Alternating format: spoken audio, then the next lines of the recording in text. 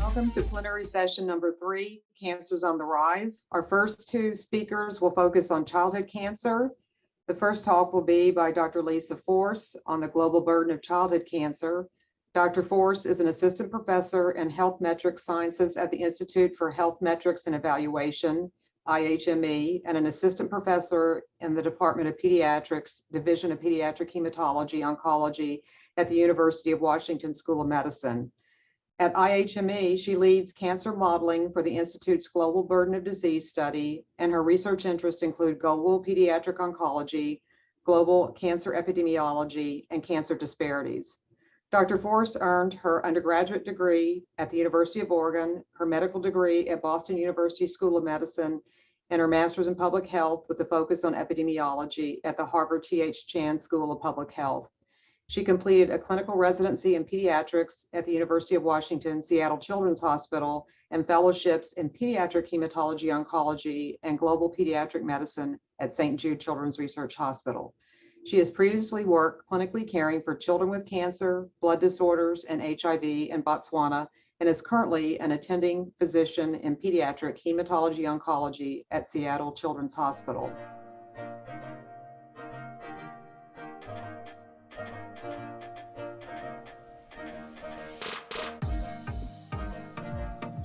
Hi, everyone. It's lovely to be here virtually with you all today to talk about the global burden of childhood cancer.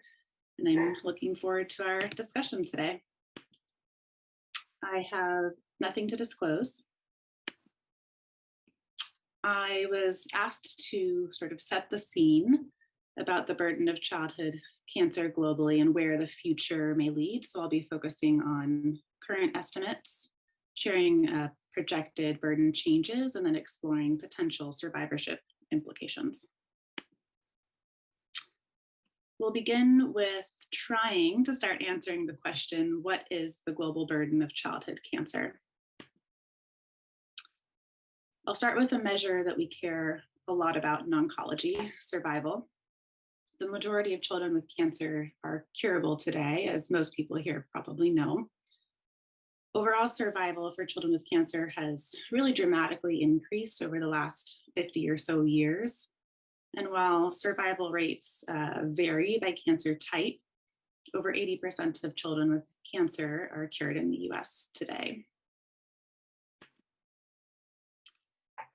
The last slide was very US centric though. Similar outcomes exist for other high-income countries, but this is not the case for most countries in the world today. And so technically the statement that the majority of children with cancer are curable today is accurate primarily for high-income countries. One group estimated 5-year net survival for children 0 to 14 years of age with cancer, which is shown here in the world map at the country level. The best estimates that we have currently for overall survival in children with cancer in low and middle income countries is approximately 20% rather than 80%. We also know that the vast majority, about 90% or so of children globally live in low and middle income countries. So the summary is that children everywhere in the world get cancer. Most of those children live in low and middle income countries, and they have very different expectations of survival for the same cancer based on where they live. And that's not right. Where a child is born shouldn't be their most important prognostic factor for survival. And there are, of course, many reasons behind this differential in survival. And so when we step back and think about the scope of the challenge, one of the first questions that often comes up is, well, how many children are developing cancer each year around the world? This is, of course, important for policy and resource allocation decisions, but can be a very complex question to answer. A major challenge to viewing childhood cancer as a priority and to estimating burden is the lack of data. If you don't see reports of childhood cancer in your area as a policymaker, then it can be easy to assume that it doesn't exist or isn't important to be a priority. So let's look at what data do exist for childhood cancer burden around the world. We'll start with incidence, the bread and butter of cancer registries. Population-based cancer registries are the gold standard for cancer incidence data as compared to, say, vital registration system or hospital-based cancer registry data. They collect data from many different sources in the same geographic area, as you can see in the example on the right here. So they're able to comprehensively assess for a given population the number and type of cancers. It is worth noting, though, that not every country requires notification or registration of cancers, that population-based cancer registries rely on the quality of diagnostic information available, which can at times be limited. And given that childhood cancers are rare compared to adult cancers and have their own separate cancer classification system, with population-based cancer registries covering all ages, they are at higher risk for being misclassified. In addition, there can be ascertainment bias, meaning they are only registering the incident cases that are diagnosed, which may not be all cases in a population if there are difficulties with healthcare access.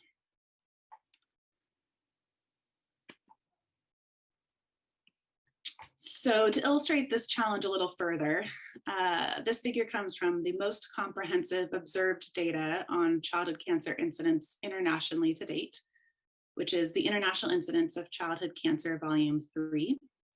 And you can see here on the x-axis age standardized incident rates, and on the y-axis various geographies or races and ethnicities. And when you compare the incidence of cancers in non-Hispanic white children in the US to Southern European children at the bottom of the figure in this neon green box, which are both areas of the world that tend to have high quality cancer registration, you see quite similar rates. However, when you compare US Black children and children in Northern and Sub-Saharan Africa in the yellow box on the top, you see that Sub-Saharan Africa has markedly lower overall cancer incidence in children. So the question is this variation real or not? And there's, of course, true epidemiologic variation in childhood cancer patterns around the world, but this seems rather extreme to be due just to that, right? In thinking about why there's this dramatic discrepancy, let's consider a child who we know has a true diagnosis of Burkitt lymphoma. Whether or not he gets captured in observed and reported data depend on several factors, and there are many opportunities for his information to be missed. If he is accurately diagnosed in an area that is covered by a cancer registry, then he has a decent shot of being captured and reported, depending on the quality of the cancer registry. However, there's also the possibility that even if he's accurately diagnosed, he lives in an area without a cancer registry, isn't captured by the cancer registry, or the cancer registry miscodes him. It's also possible that his cancer diagnosis is misdiagnosed as an infectious process, such as lymphoma being misdiagnosed as tuberculosis, or someone with leukemia being misdiagnosed with malaria due to the reality that in many settings, these infectious diseases are more common than cancer. Or finally, it's possible that he may be undiagnosed and die at home. So where are these missing or uncounted children? This is a map from a review article that we published that represents the number of years of cancer registration data included in the International Incidence of Childhood Cancer 3. All of the red represent areas where there's no data included, either due to a lack of a population-based cancer registry or concerns for incomplete data or challenges with data quality. And as you can see, the vast majority of red countries are in low and middle income country settings in sub-Saharan Africa, South America, Asia, Eastern Europe. And this is the best, most comprehensive data we have for observed childhood cancer incidence internationally to date. So with the lack of data, how do we get to the total number of children who are diagnosed with cancer globally? In other words, how do we fill in these red spaces and acknowledge that there are children developing cancer in these locations? To answer this question, here's a very brief overview of the current measures of childhood cancer burden, which are updated on a regular basis. On the left, you can see international estimates, meaning they did a global call for data and had a subset of countries that reported data back to them for reporting. These include the international incidence of childhood cancer 3 that we've mentioned, again, reporting individual cancer registry data for childhood cancer incidence. And then the Concord program, which is now in its 3rd volume as well, and reported childhood cancer survival for a subset of cancers, again, from individual cancer registry estimates. So they would have several red regions on a map if we were to represent or create a figure for that. And recognizing the need for global data to fill in these gaps, 2 different organizations have worked to routinely provide global cancer estimates, meaning estimates for the entire world, broken down by country using different modeling approaches. Both GlobalCan, which is from IARC, or the International Agency for Research on Cancer, and GBD, the Global Burden of Disease Study from the Institute for Health Metrics and Evaluation, provide incidence and mortality estimates. GlobalCan for cancers, typically for 1 year at a time, and then GBD for cancers, as well as a total of over 300 diseases and injuries with other informative measures and some time trends. And for time's sake, I won't get into all the details of the differences between GlobalCan and GBD, and I'll just simply note that until recently, neither were optimized for estimating childhood cancer burden, and that I personally think it's good to have multiple models for global cancer burden, as no model is perfect and each make their own assumptions and modeling choices. If you're interested in more of the details on how these different studies compare, the review article that we published does have more details, although it's worth noting that updated versions of both GlobalCan and GBD have been published since. And before I dive into some GBD estimates of childhood cancer burden, I'd like to take a step back and recognize that in the global health space, childhood cancer has historically not been viewed as a priority. There are many other diseases that can affect children around the world, like TB, malaria, HIV, and childhood cancer has historically been viewed as potentially less relevant.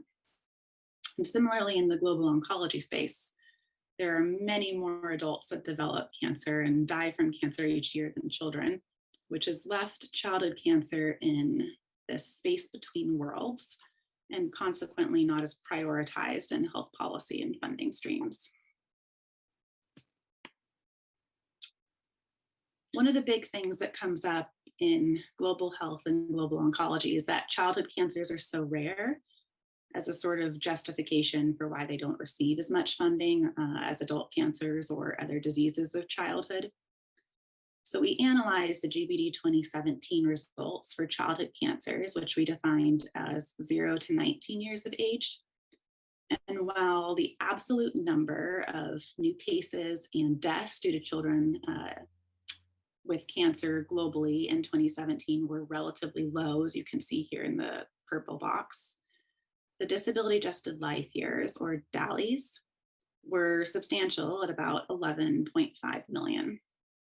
And DALYs are the sum of premature mortality, or years of life lost, the YLLs that you see here, and then excess disability, or the years lived with disability, the YLDs here. So you can think about DALYs as the healthy life years lost to childhood cancer, which meaning one DALY represents one year of healthy life lost. And you can see that the majority of DALYs, came from years of life lost, or that premature mortality component. So by assessing the global burden of childhood cancer through the lens of disability-adjusted life years, we were able to more comprehensively assess the really devastating impact of childhood cancer globally and try to reframe what burden means in childhood cancer. This is a stacked bar chart with age groups on the x-axis and then DALYs on the y-axis, with each color representing a different cancer type. Unsurprisingly, leukemias, which are the purple sections, and then brain cancers, which are the yellow section, were the main contributors to DALYs worldwide, with the 0 to 4 age group being responsible for the greatest burden, consistent with our clinical knowledge that young children are more at risk of embryonal tumors like Wilms tumor or retinoblastoma. We also looked at burden by country and SDI status, which is the sociodemographic index, essentially a marker of a country's non-health related development. And we found that the greatest burden of childhood cancer occurred in lower SDI settings, as you can see in this map of age standardized DALY rates, represented in quintiles, with the red, orange, and yellow countries being those with the greatest burden. Most of this is attributable to premature death, which disproportionately impacts children in countries on the lower end of the SDI spectrum. The figure on the right here has SDI again on the x-axis, and then on the y-axis you can see age standardized mortality rates, and demonstrates that as SDI increases, age standardized mortality rates decline.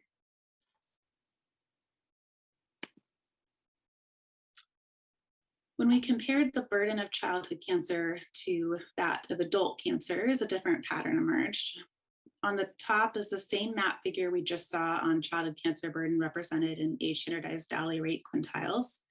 And now on the bottom, we have adult cancer burden, in which burden is more concentrated towards the higher end or middle end of the SDI spectrum. And this makes sense in that adult cancers tend to be more associated with lifestyle risk factors than childhood cancers, but this comparison had not been visually captured in literature before. This highlights that childhood and adult cancer development are different, and that the strategies that are effective for adults, which focus on risk reduction and screening, tend to not be as relevant to children, which must rely on early diagnosis and treatment. And then, of course, we'll hear more from other speakers during this session about this topic.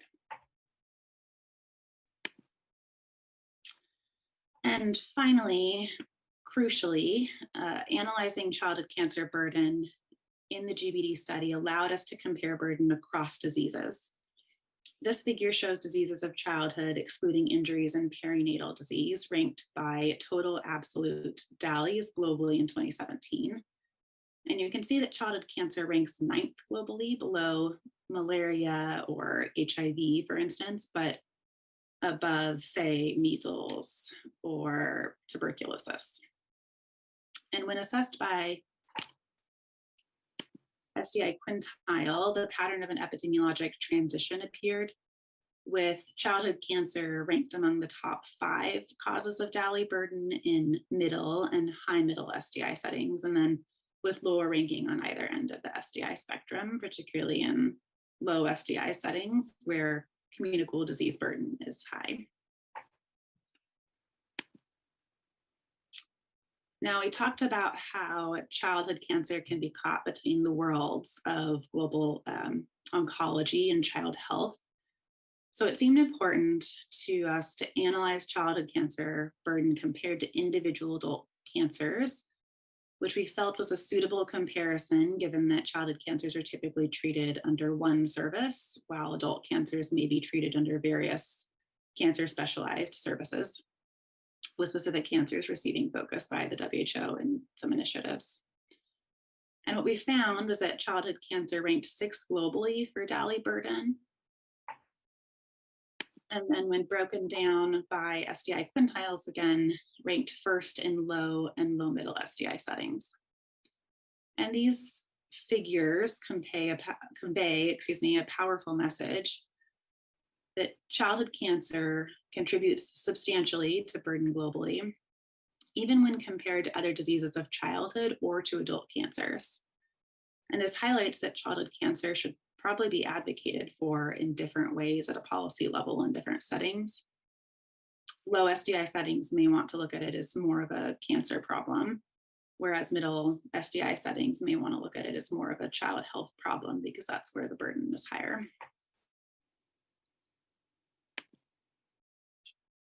And then lastly, for this section, I think it's important to highlight that generating statistical estimates of cancer burden where data does not exist should not detract from the really important work that's needed to increase data availability directly in these settings around the world. In the review paper that we put together in collaboration with researchers at Concord, IARC, and St. Jude, we put forth several recommendations for improving childhood cancer burden estimates, which include building local capacity for cancer surveillance and really engaging and listening to broad stakeholders, particularly those that are local and know their setting best. So what about as we look toward the future? A recent Lancet Oncology Commission for Sustainable Pediatric Cancer Care shared estimates of projected childhood cancer deaths here on the y-axis between 2020 and 2050,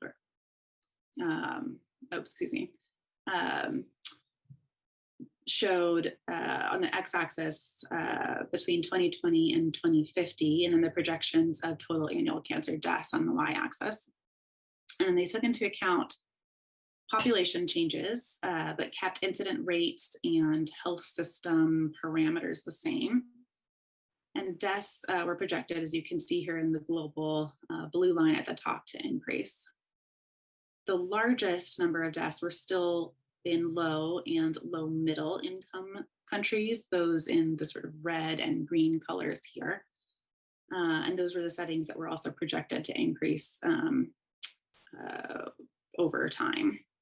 So using this model, they predicted that approximately 11 million children would die between 2020 and 2050 without improvements to care. And these estimates took into account population projections, and I'll just briefly highlight that there are many contributing reasons behind that to at least ponder. We believe that there is an epidemiologic transition happening in many settings, from primarily communicable or infectious disease burden to increasing non-communicable disease burden, which includes cancers. And as children die less from infections, they may live long enough to develop cancer. In addition, we talked about the data void in many settings, and while the projections I just showed tried to account for the so-called undiagnosed children, as cancer surveillance systems become more robust around the world, we may better capture true observed childhood cancer information, which can look like incident rates rising.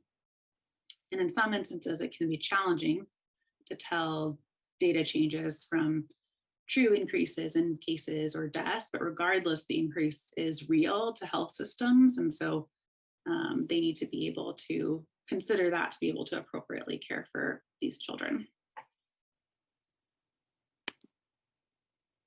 We also expect survival to improve, which will certainly impact burden estimates in coming years. While childhood cancer has not traditionally been considered to be a major global health priority, because of advocacy in the childhood cancer sphere, addressing the global burden of childhood cancer has gained greater relevance in recent years. This began with the World Health Assembly Cancer Resolution in 2017, which specifically called for children and adolescents to be included in the design of cancer control programs.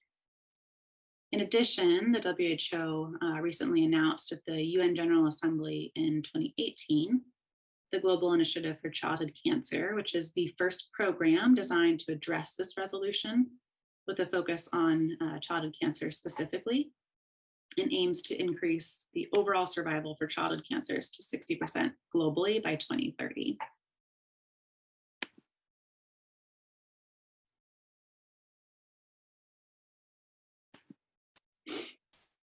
So as survival improves, caring for a growing population of childhood cancer survivors will be of increasing importance. Unfortunately, we know that cure comes at a cost. Cure often means that you are getting a combination of chemotherapy, surgical interventions, and sometimes radiation. And these therapies can affect growth and development, various organ systems, depending on the treatment, fertility, and mental health. And the impacts, of course, vary based on the cancer type, the child factors like age, at exposure, health behaviors. But the point is that many aspects of a childhood cancer survivor's life can be impacted. We know that childhood cancer survivors experience early mortality compared to the general population. The figure on the left here shows data from the Childhood Cancer Survivor Study, which is a retrospective longitudinal cohort of childhood cancer survivors in the US and Canada, with time since diagnosis on the x-axis and then survival on the y-axis, beginning at 5 years after diagnosis for the childhood cancer survivor population, which is shown here in the blue line. The yellow represents the age-adjusted expected survival rates for the general US population. And you can see that the survivors of childhood cancer die earlier than expected, with a cumulative mortality rate of nearly 20% at 30 years from diagnosis. And as we're thinking globally, the mortality in childhood cancer survivors varies by location.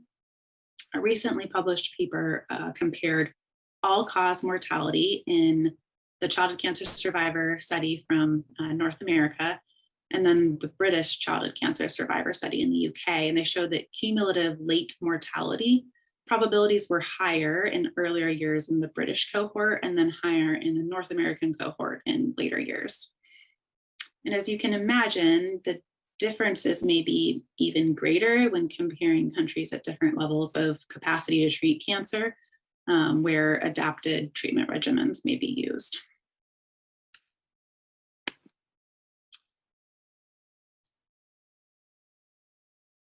We also know that childhood cancer survivors experience multimorbidity after cure greater than we would expect in adults surviving cancer, because their organs are developing and they're often exposed to higher intensity therapy than adults would tolerate.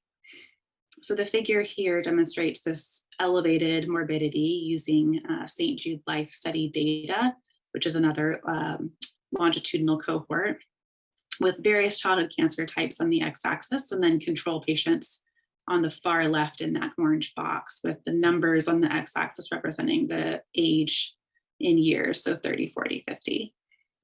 The y-axis is cumulative burden on an individual level, essentially the average number of conditions per individual. And then the colors represent the organ system involved.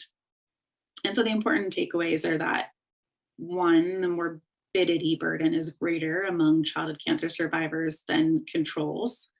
And two, the magnitude, that which is the height, and then the distribution or the colors of morbidity vary by cancer type. So by age 50, nearly 100% of childhood cancer survivors have experienced a chronic health condition. There are still many unknowns about childhood cancer survivor burden around the world, though. We talked a bit about the intensity of treatment and how that can vary around the world, and that it likely has an impact on survivor burden. But there is likely substantial variation in availability and access of survivor clinics, and need to explore what the most cost-effective strategies are for long-term follow-up care based on the setting, to better understand how survivors' experience may change based on the setting. And then we don't even know fundamental burden questions yet, like how many childhood cancer survivors are there globally, and what is their associated fatal and non-fatal burden. And so we're actively looking into some of these questions in an effort to support optimal health system planning and prioritization for survivors. And then I'll take just a few minutes to wrap up. I've included some references here if you're interested more in this area, as well as some links to GBD tools, visualizations, and estimates. And we do estimate for adult cancers and risk factors as well. So feel free to explore. And then if you're interested in working with us to improve the GBD cancer estimates, we'd be honored to work with you. And you can use the link here at the bottom to submit an application, or feel free to email me directly with ideas, which my email is on an upcoming slide. And the GBD network includes over 5,000 collaborators around the world, is constantly growing, and we gain really important insights and feedback from cancer collaborators, and really appreciate all of their thoughts. And then finally, a thank you to many people. It's important, of course, to acknowledge our GBD cancer team, who are pictured here last year at a team meeting, and they really make all of our estimates happen. And then I'm very deeply grateful for the expertise of the GBD collaborators and the hard work of cancer registries around the world. Want to acknowledge that we received some funding from St. Jude for some of the childhood cancer work that we are doing. And then ultimately, everything we do is to improve outcomes for those with cancer around the world. And so I want to acknowledge that they are the impetus behind this work, and why we feel very passionately about ensuring that children with cancer are counted and cured.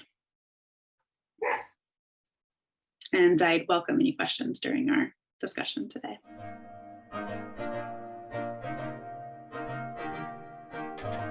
Thank you, Dr. Forrest. We look forward to further discussion. Our second speaker is Dr. Elena Ladas, who will address changing patterns of lifestyle exposures in low and middle income countries, implications for cancer survivors.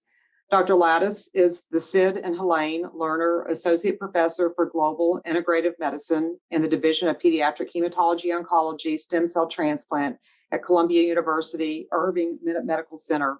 Dr. Ladas received a master's degree in nutrition biochemistry from the Institute of Human Nutrition and holds a PhD in nutrition epidemiology from Columbia University. She is also a registered dietitian. Dr. Ladas is a clinical investigator with an expertise in the clinical integration and scientific evaluation of nutrition and complementary alternative medicine in pediatric oncology. Dr. Ladas is the director of the Integrative Therapies Program and co-director of the Center for Comprehensive Wellness, where she is responsible for the clinical oversight and research portfolio of nutrition and integrative therapies. She is also the principal investigator on a number of multi-institutional studies that evaluate the role of nutrition and integrative therapies as components of supportive care during and after treatment for children with cancer. Specifically, she is evaluating the influence of dietary intake on the development of nutrition-related morbidities in children with acute lymphoblastic leukemia through a collaboration with the Dana-Farber ALL Consortium.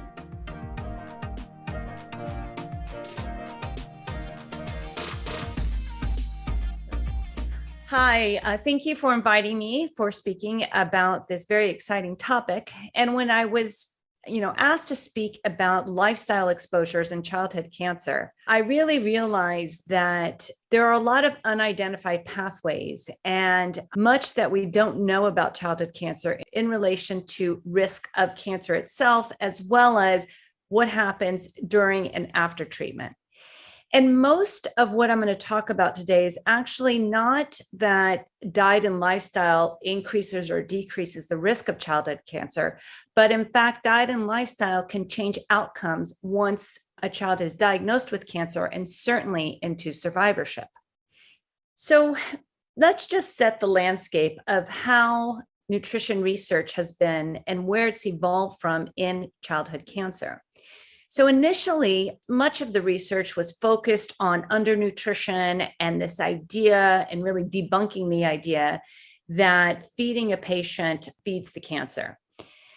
over several decades, some small pilot studies, there were non-randomized studies that really kind of debunked and started to say, actually, maybe well-nourished children do have better outcomes in childhood cancer. And then there were two really landmark studies in 2005 that really changed the framework of this and really showed for the first time that patients that were undernutrition or overnutrition had poorer outcomes.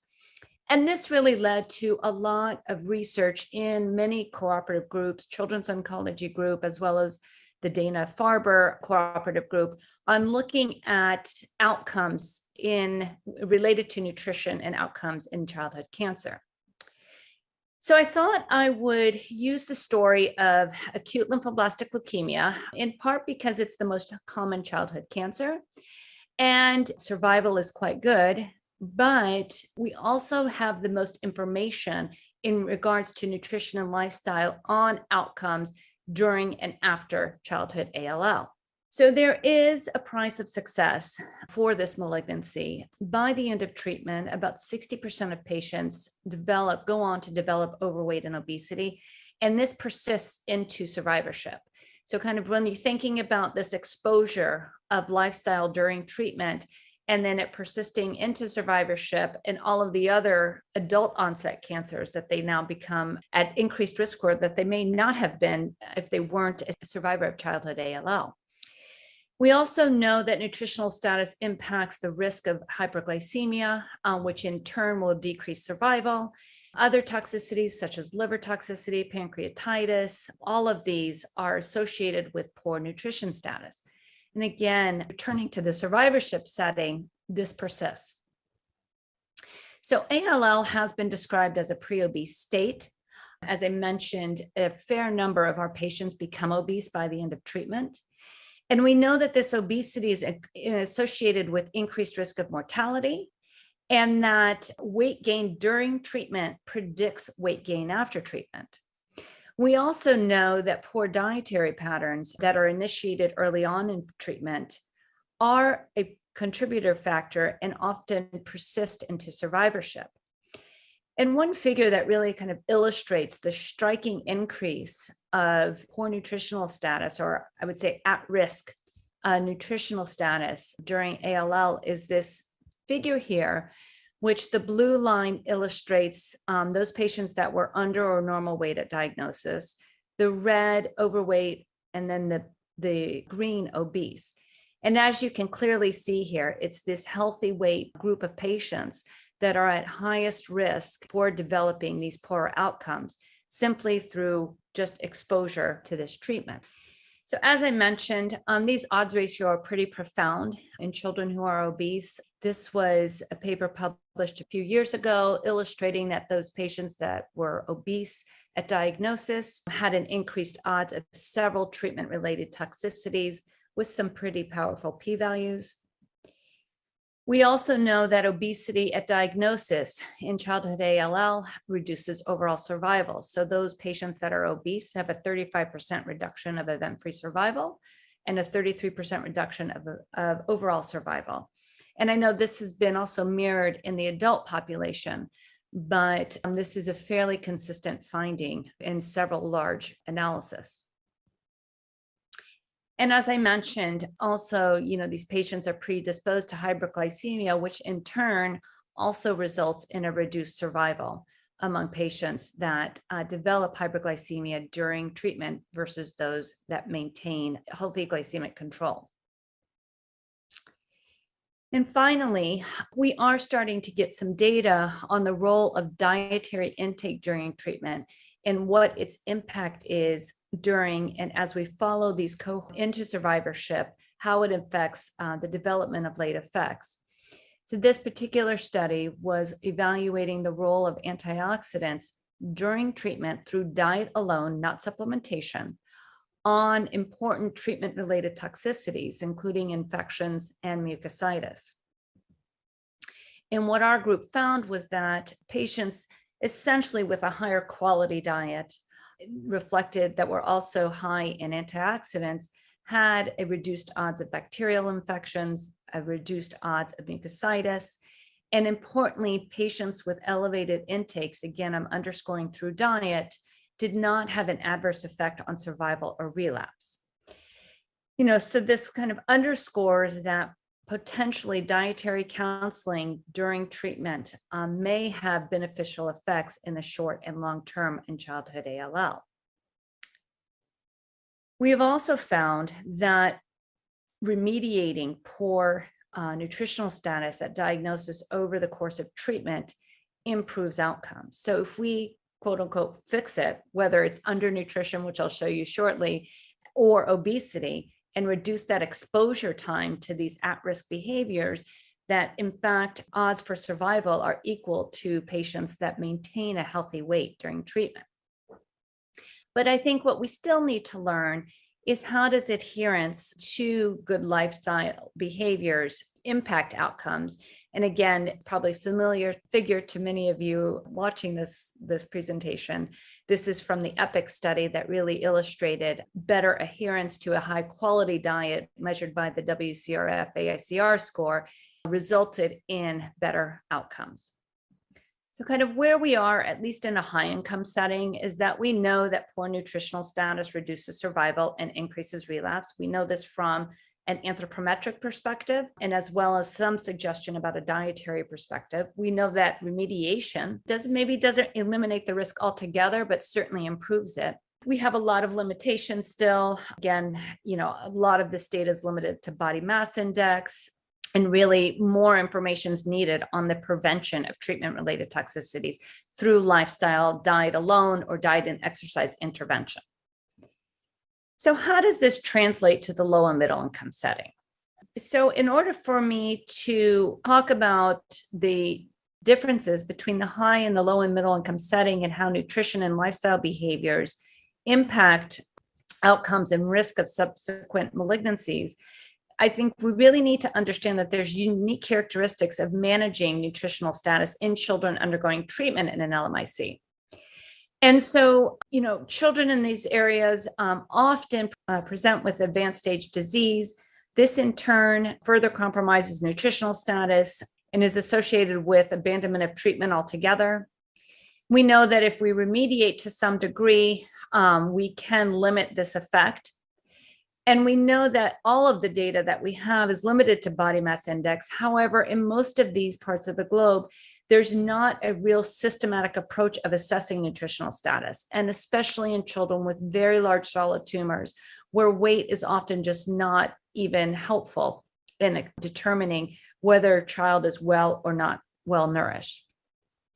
There's limitations with physical activity, local customs, and again, diet quality can often be even more limited than in the high income setting. And this can be more apparent for patients from low SES backgrounds, rainy seasons versus not rainy seasons.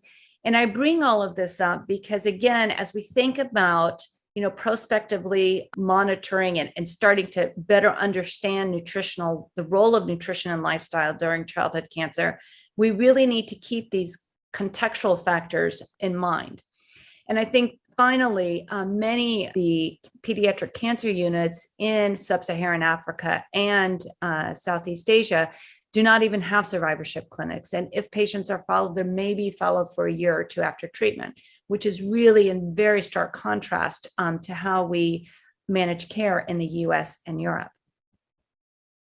So here again, just underscoring, this is this survey done by the International Society for Pediatric Oncology, just kind of highlighting the unmet nutritional needs of children with cancer and the opportunities that are there for clinicians as well as clinical investigators. So another unique aspect, again, thinking of the low and middle income setting and how nutrition can play a role, is that the endemic landscape of nutritional status is different. So you'll see here, again, in North America and South America, most children are well nourished. You have very little incidence of poor nutrition. But when you move over to Africa and Southeast Asia, where you still have a critical mass of patients in both of these areas that are either highly stunted or have severe acute malnutrition, You then layer onto that childhood cancer, you're dealing with a very, very different clinical profile and very different sense interventions that could be feasible among survivors because of these endemic issues going on.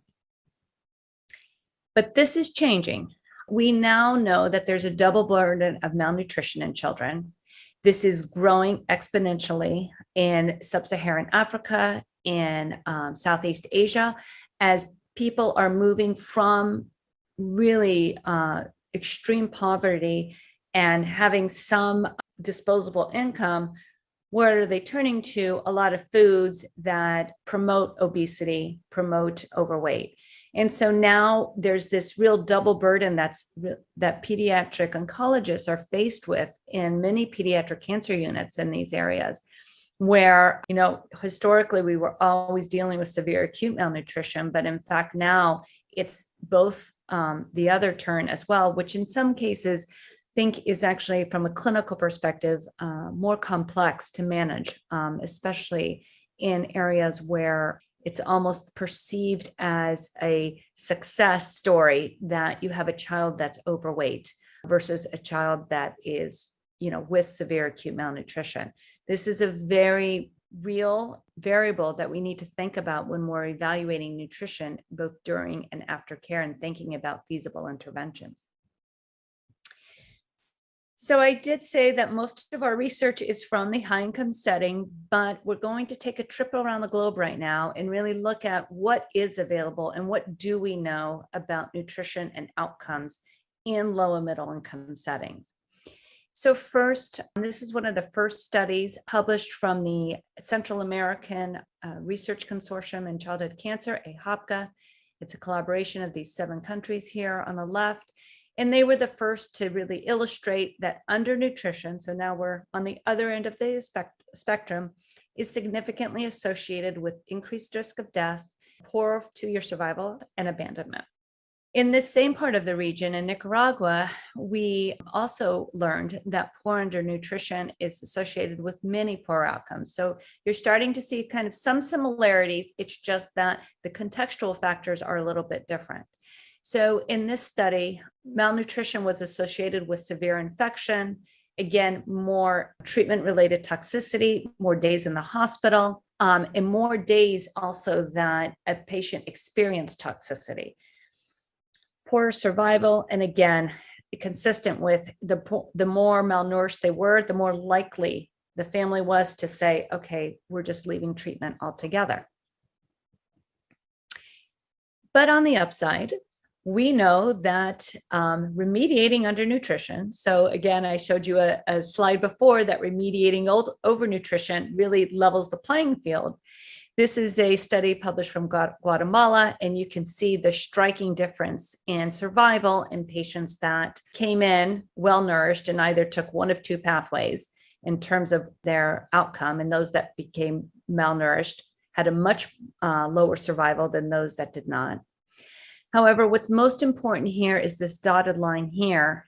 And those were patients that became malnourished, but were immediately elevated to a healthy nutritional status. And they have the same outcome as a patient that came in with a healthy weight and just stayed that way. So again, this is very encouraging, a lot of exciting, suggestion here, but how to do this is, again, a little bit more complex.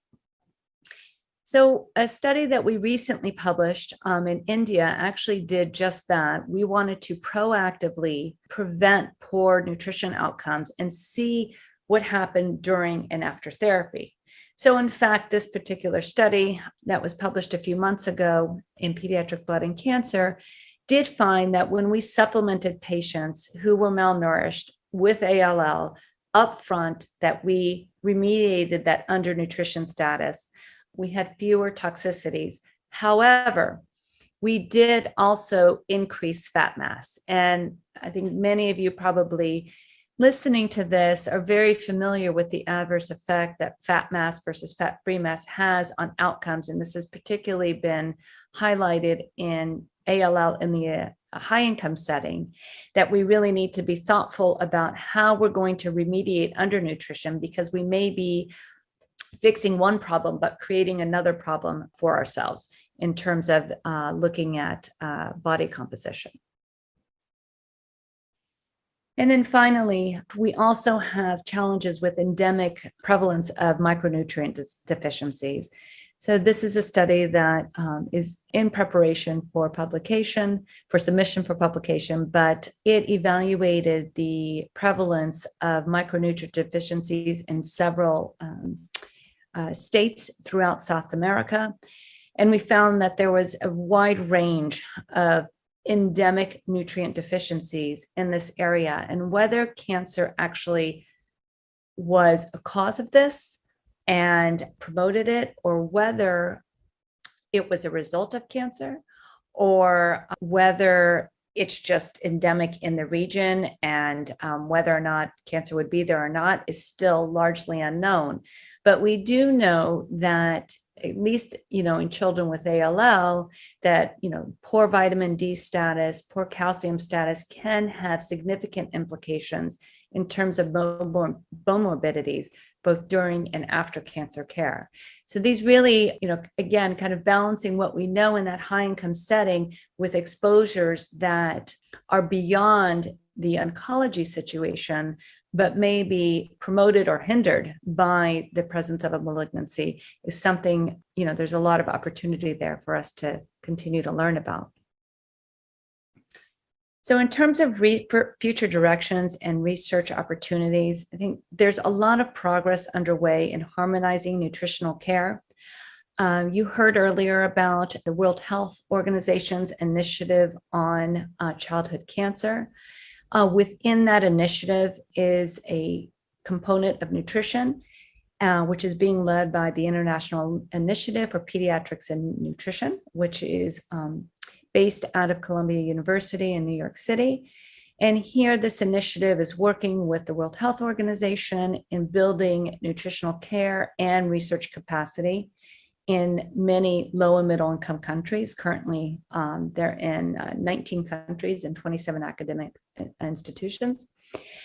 And, what this is doing is kind of harmonizing the platform which we can actually do studies, and where we can build and learn upon previous exposures, whether it be to trans fatty acids, whether it's to, prolonged deficiencies in several micronutrients, how that can play out both during and after care. And then once survivorship clinics are starting to develop and refine themselves, how that impacts long-term care. These are all questions that we don't know about, but this framework is being set for us to start learning about it. There is a lot of multinational opportunities, and one I would like to highlight for you is, again, being led by this group IPAN, as well as the International Agency for Research on Cancer, which is based in Lyon, France. And here we are starting a multinational nutrition biobanking program in pediatric oncology, where we are prospectively, for the first time, collecting systematic heights and weights, measures of body composition using mid-upper arm circumference as a proxy, collecting microbiome data, metabolome data, environmental exposures, food security. Again, we have a wide range of data that this group has, quite a vast amount of experience in building, and, eventually we'll be able to answer some of these questions in the pediatric oncology setting. And just to give you a sense of, where this is happening, outside of it in the high income setting, Central South America, Africa, and Asia, there's several institutions that will be participating in this study. So thank you very much for your attention. This is a lot of this work. In fact, all of this work is a lot of effort by many, many different people all over the globe. So I'd like to give a shout out to all of these people on this page, and even more that I couldn't fit. If anyone has information they'd like to share with me, or they'd like to get involved, please feel free to contact me we're really open to collaboration. So thank you very much, and I hope you enjoyed the presentation.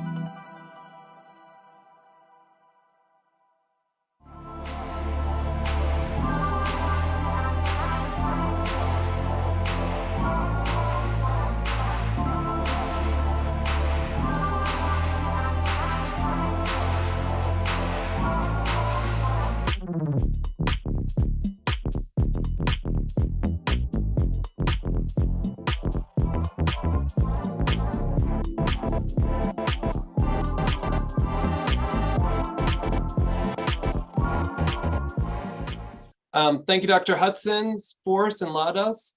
We're now going to turn to adult cancers on the rise, and we have two great talks, one by Kimmie Ng on the young onset colorectal cancer, understanding the rise, and run by Rohit Loomba on liver cancer. So I'll start by introducing Dr. Ng, who's one of my colleagues at the Dana-Farber. Dr. Ng is an associate professor of medicine at Harvard Medical School. She's the co-founder she's the founding director of the Young Onset Colorectal Cancer Center and the co-director of the Colon and Rectal Cancer Center at the Dana-Farber Cancer Institute. Her research is focused on identifying dietary and plasma and molecular predictors of survival. She's done a lot of work on vitamin D. She leads a national trial looking at vitamin D in colorectal cancer patients. She's been very active in ASCO and other societies, and look forward to hearing her speak about young onset colorectal cancer. Kimmie. Thank you very much, Jeff. So my talk today will be on young onset colorectal cancer and some of our efforts to understand the recent rise of this disease in young people. These are my disclosures. And this is the outline of my talk. I will start by reviewing some background statistics and trends about colorectal cancer, and then what led us to start the Young Onset Colorectal Cancer Center here at Dana-Farber Cancer Institute.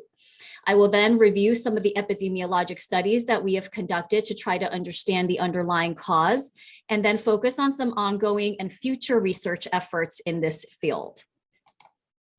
So starting with some background statistics and trends, as many of you know, colorectal cancer is a big problem in the United States.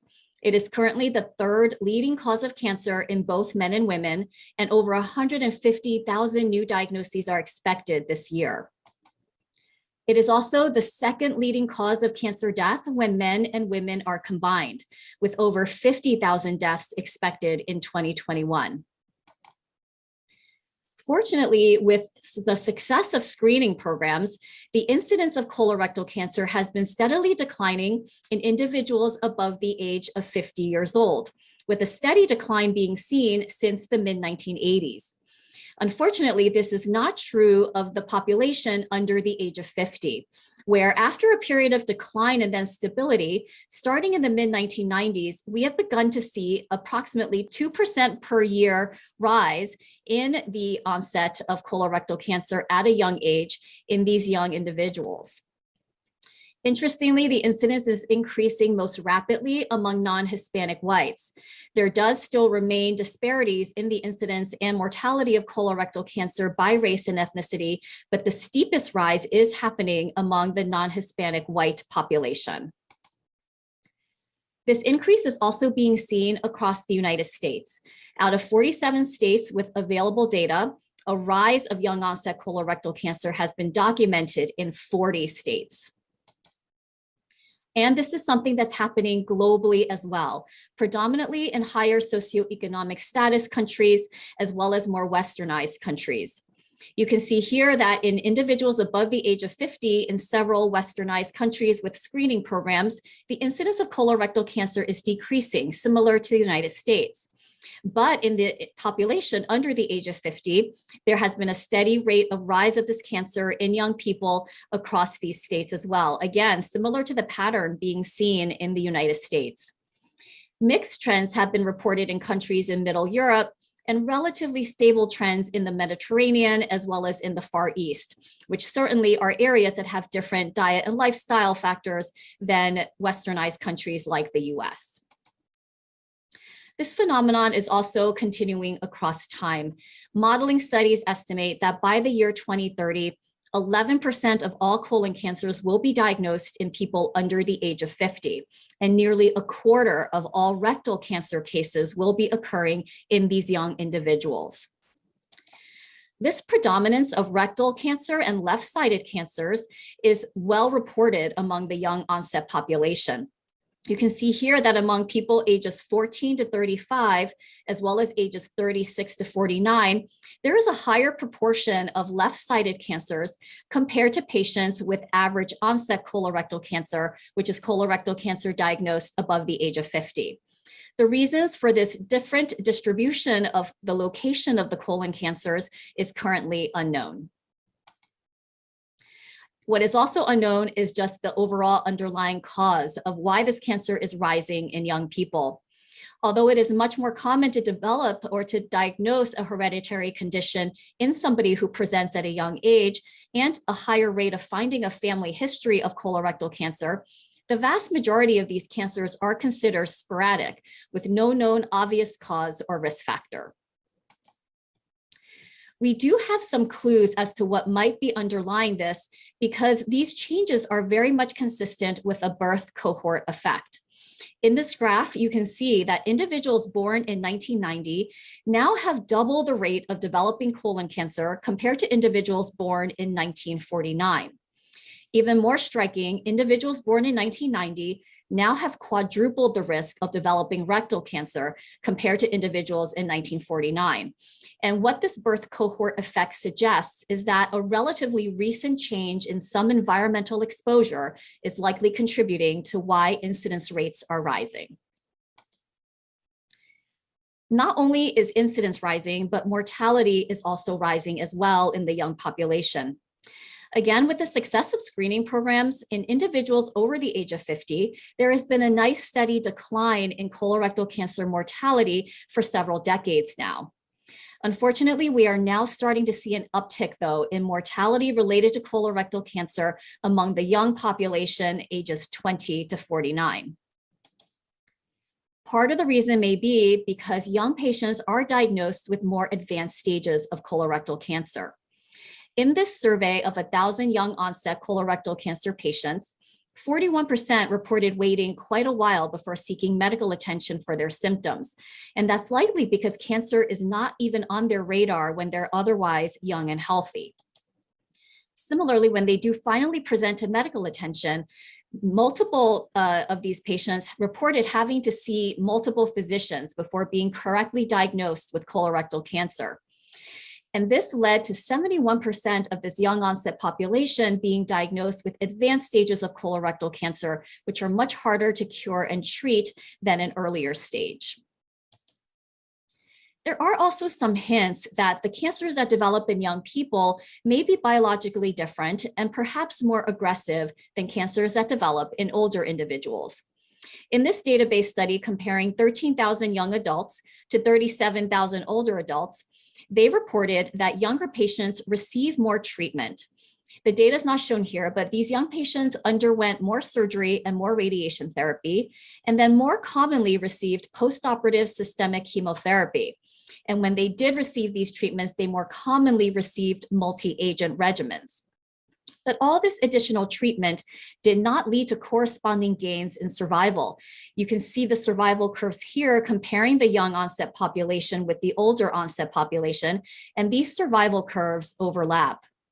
This was reproduced and also confirmed in another study of metastatic young onset colorectal cancer patients at Memorial Sloan Kettering Cancer Center, where there was no statistically significant difference in the overall survival of young patients compared to older patients. If you do look at the median overall survival, though, you can see here that at least numerically, the median survival seems to be about 10 months shorter for the very youngest patients compared to patients in their between 36 and 49, as well as over the age of 50. With the advent of technology and next generation sequencing platforms, we are now starting to look into whether young onset colorectal cancer is biologically distinct from older onset colorectal cancer. In this study out of the Foundation Medicine database, you can see that there do seem to be some subtle differences in the genomics of young onset colorectal cancer, with more TP53 mutations, fewer APC mutations and KRAS mutations, and fewer BRAF mutations. However, the differences are not overly striking, and it is likely that other areas like gene expression and epigenomics need to be researched as well. And all this work is all the more urgent because colorectal cancer is predicted to become the #1 cause of cancer death in people between the ages of 20 to 49 by the year 2030. And indeed, it is predicted to surpass breast cancer as the leading cause of cancer death in this population. As a good first step to trying to reverse these trends, the United States Preventive Services Task Force published updated guidelines on colorectal cancer screening earlier this year, now recommending that screening begin at age 45 rather than 50.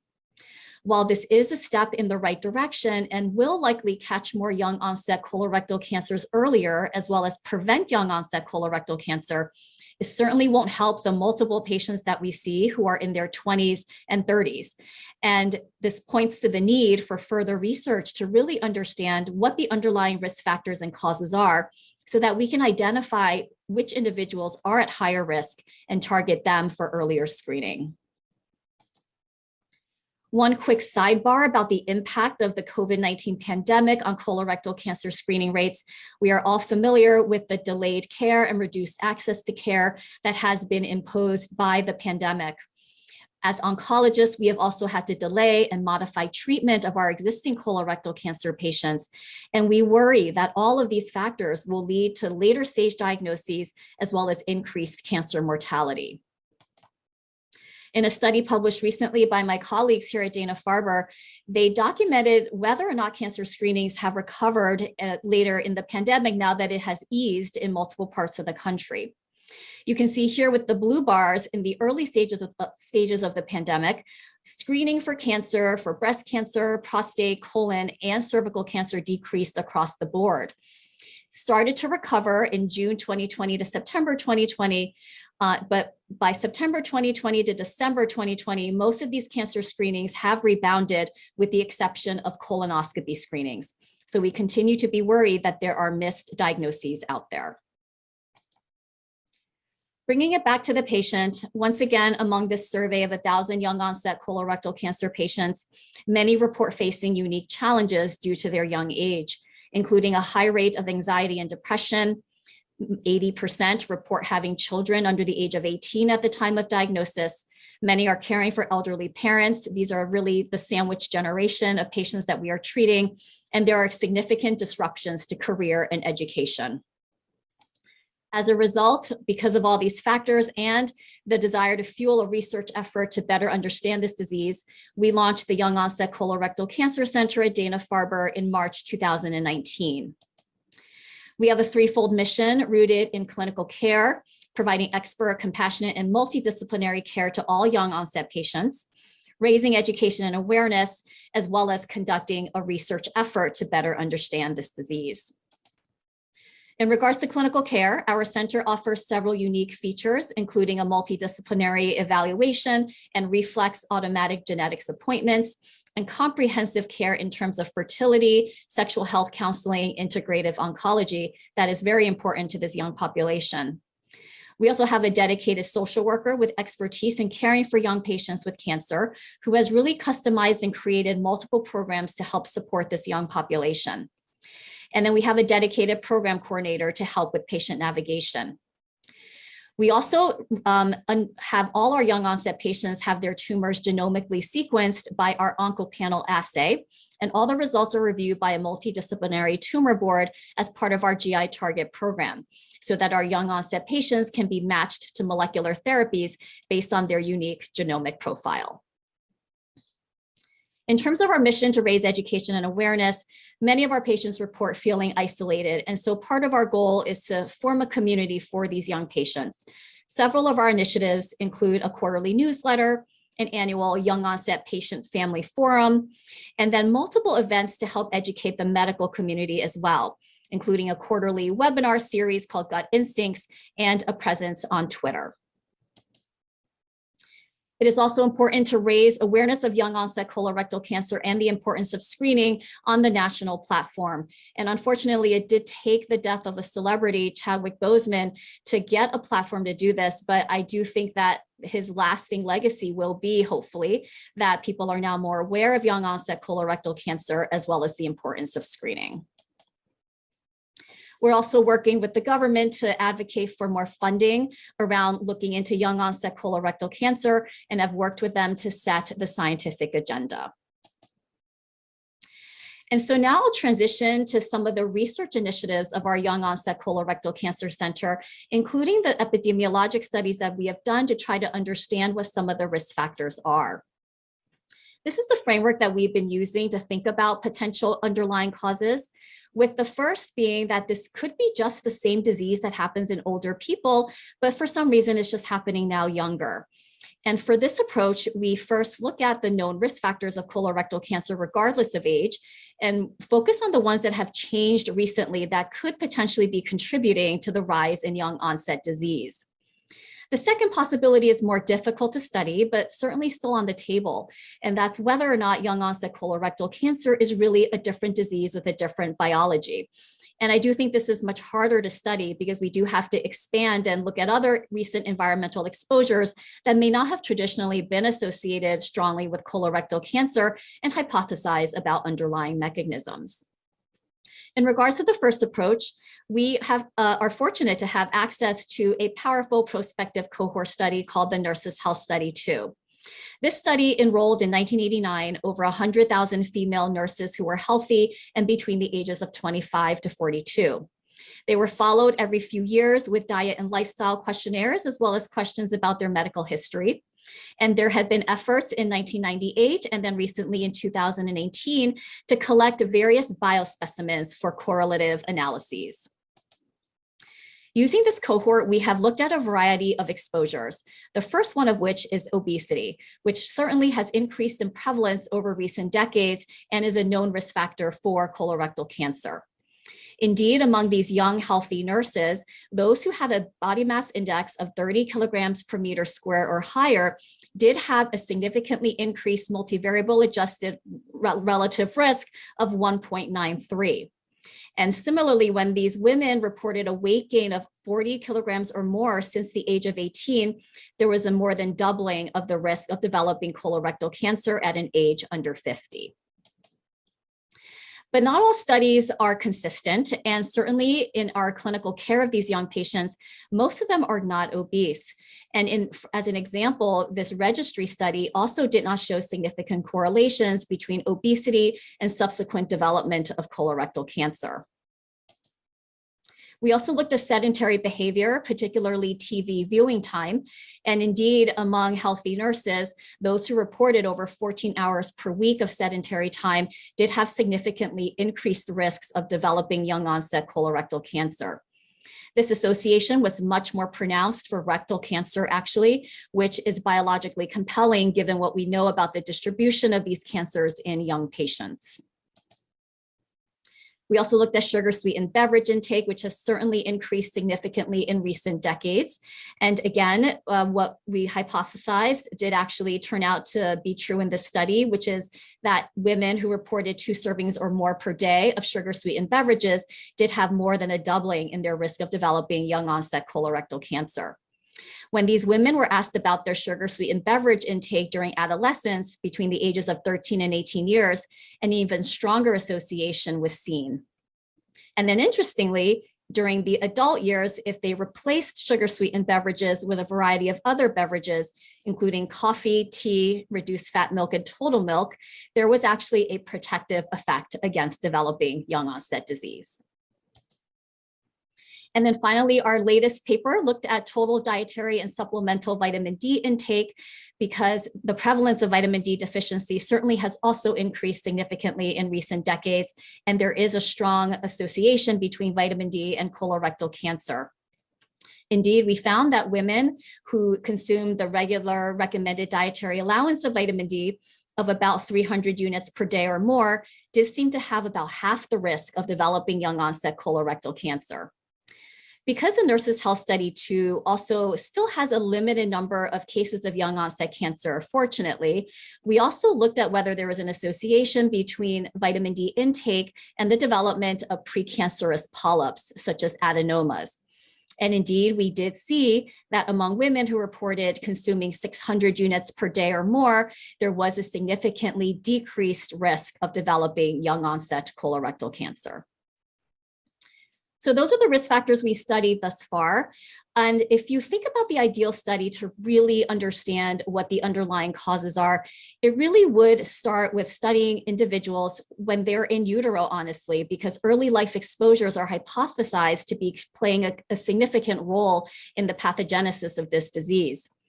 It would be following patients from when they were in utero through their perinatal period, infancy, childhood, adolescence, all the way into adulthood, all with collection of risk factors and diet lifestyle data and serial collections of biospecimens. You can imagine that a study like this is not feasible, very costly, and would take way too long. So in the meantime, we do have cohorts like the Nurses' Health Study 2, and we have other ways of trying to better understand prognosis of young onset patients. And one of those efforts is our Beyond CRC project, which launched in conjunction with our center and stands for Better Understanding of Young Onset Colorectal Cancer. Why do we need another cohort? Well, for several reasons. One, there is a limited number of cases still in existing cohorts, as we just mentioned for the Nurses' Health Study 2. Many cohorts have minimal diversity. Many don't have comprehensive collection of biospecimens and dietary data, or good annotation of genomics or clinical information. And if we are really to understand the prognosis of these patients and predictors of treatment response, we do need serial collection of data and specimens. Our project objectives are to improve our understanding of the risk factors and biology of young onset colorectal cancer, and to use that knowledge to discover novel means of prevention, early detection, and treatment. As mentioned, this is a prospective longitudinal cohort study. Any patient diagnosed with colorectal cancer at an age under 50 is eligible. And because we also want to facilitate nested case control analyses, we are also recruiting healthy control patients under the age of 50. We have an ambitious plan to have comprehensive biospecimen and data collection, as well as a comprehensive plan to collect specimens serially over time so that we can understand predictors of treatment response. And so you can imagine with a cohort such as this that is ongoing over time, some of the questions that we can now begin to address, including how do genetic variants, gene expression, and protein expression differ between young and older patients? Are there differences in the tumor immune microenvironment and the microbiome? Can we use this information to develop non-invasive technologies that will have a higher uptake for screening and prevention? And do young onset patients have different treatment responses and prognosis than older patients? We have started to do some work, at least, in trying to characterize the tumor immune microenvironment of young onset cancers versus older onset cancers. This is a preliminary study with, again, very few patients, only about 35 young onset patients from the Nurses' Health Study and the Health Professionals Follow-up Study, where we used custom multiplex immunofluorescence panels for T cells, macrophages, and myeloid cells. While no significant differences statistically were found, there were intriguing findings of perhaps lower levels of tumor infiltrating lymphocytes surrounding younger onset tumors compared to older onset tumors. And this is certainly a finding that we are following up on with some deeper and more comprehensive analyses. Ultimately, what we're interested in is trying to correlate aspects of the immune environment with diet, which significantly affects host immunity, as well as the microbiome. And it is likely this complex interplay between these three domains that is likely contributing to the rise of young onset disease. Beyond what we're doing here at Dana-Farber, we are also expanding the Beyond CRC project to collaborate with sites nationally and internationally, and currently are working with sites including UCSF, St. Luke's Cancer Institute in Idaho, VHIO in Barcelona, as well as the Oncoclínicas Cancer Center Network in Brazil. In addition, in another effort to accelerate the pace of our work, we have now partnered with Kimmie Ng, which is a digital social media platform to directly partner and engage patients in colorectal cancer research. This will allow any patient in the US and Canada to enroll over a digital platform where all the consenting and biospecimen and data collection is done online. This will not only allow for a much more rapid accrual of patients and specimens, but it will really enhance the diversity of our population in regards to racial ethnic groups, socioeconomic groups, as well as different geographic groups. And importantly, it will allow this research to continue even during pandemic times. We're proud to say that the Colorectal Cancer Project has launched recently on September 14th, and now any patient diagnosed with colorectal cancer can go to this website and enroll. With that, I'd like to thank you for your time and attention and acknowledge the many collaborators across the many different institutes who have helped to do this work and helped launch our center. In particular, I'd like to thank some patient advocates who have really been instrumental in helping us design the components of our center as well as our research. And I'd like to acknowledge our funding sources as well. Thank you.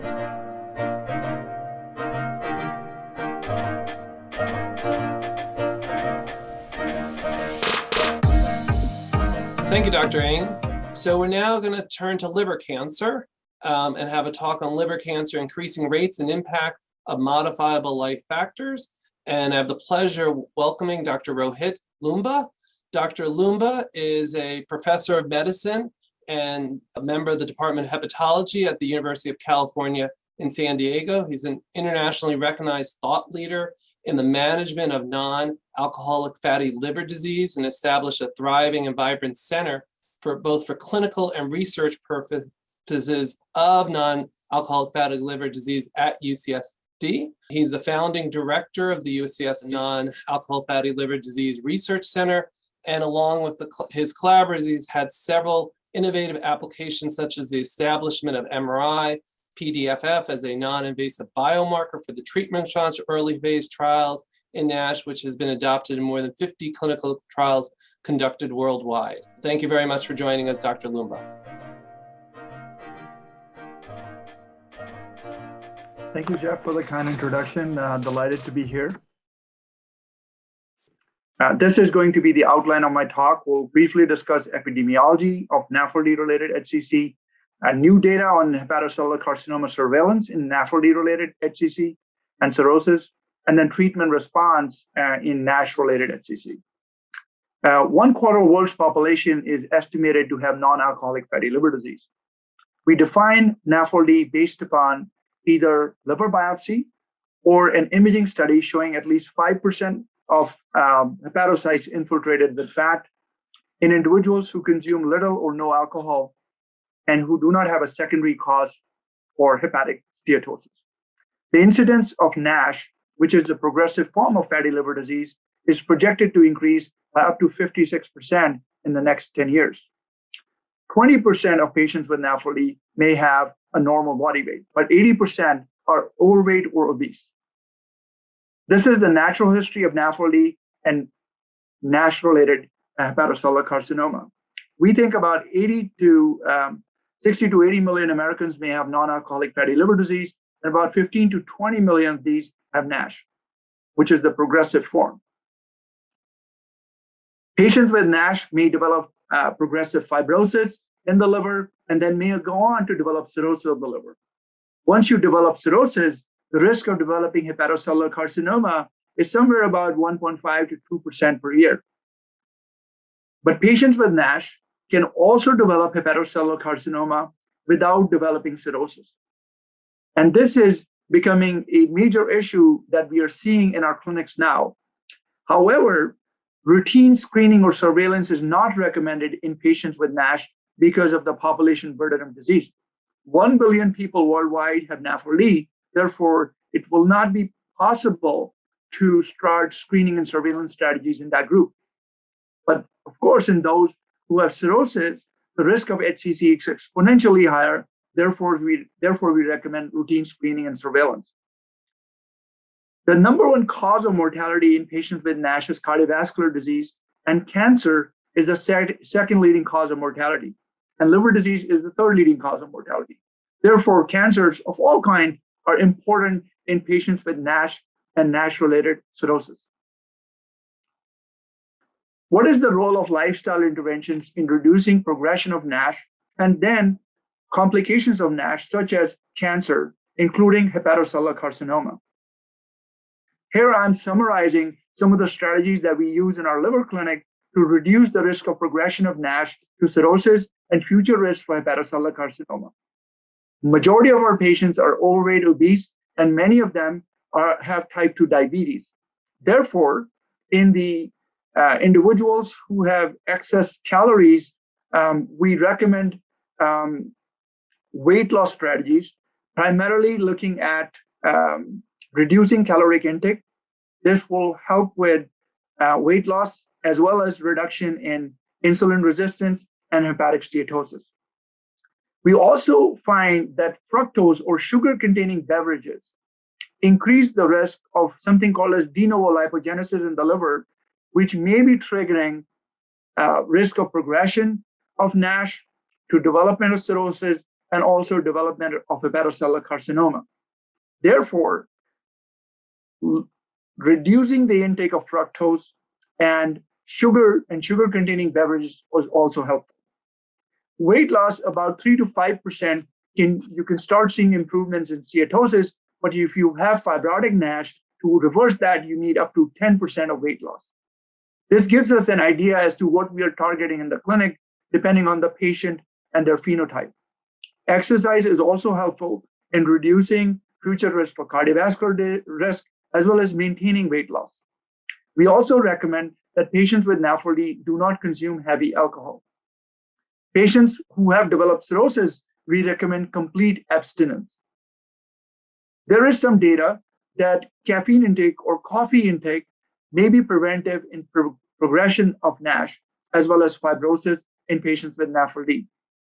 We also routinely recommend statin use in patients with dyslipidemia. Majority of our patients with NAFLD have dyslipidemia. There is also some data suggesting statin use may have some chemopreventive benefits in reducing the future risk for hepatocellular carcinoma.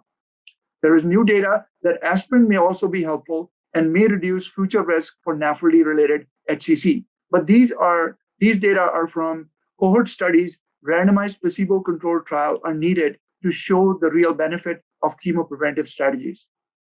If you were to suggest a diet to a patient, then Mediterranean diet would be recommended.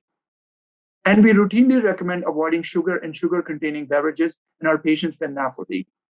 Bariatric surgery may also be helpful, especially in those who have morbid obesity and other comorbidities, along with NASH.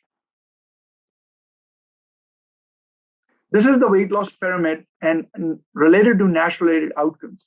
As you can see, for improvement in steatosis, even 3 to 5% of weight loss is helpful. But if you want to start seeing improvements in fibrosis, you need about 10% weight loss. So typically when a patient who is 100 kilograms comes to see us, we are aiming for them to lose about 10 kilograms or 20 pounds over a period of 6 to 8 months. So gradual weight loss. But it's very difficult to achieve that weight loss, and only about 10% of my patients are able to achieve it in 1 year.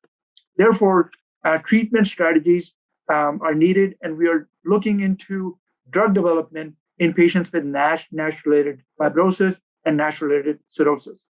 In the interest of time, we will not be discussing those in this presentation. Now, moving on to pathogenesis of NASH and NASH-related HCC. Several studies have shown that there is a clear genetic predisposition in increasing the risk for progression of NAFLD patients to cirrhosis and hepatocellular carcinoma. TNPLA3 genotype has been associated with risk for progression. We've also seen that oxidative stress and metabolic dysfunction, including insulin resistance, presence of diabetes, also increases the risk of progression to cirrhosis and to hepatocellular carcinoma. Lipotoxicity is a major pathogenic mechanism linked to disease progression in patients with NAFLD. We also know that chronic inflammation, in particular increased IL-6, interleukin 6, is associated with higher risk for hepatocellular carcinoma, particularly in men. TNF-alpha and STAT3 pathways are also activated in patients with NASH, predisposing them to future risk for fibrosis as well as hepatocellular carcinoma.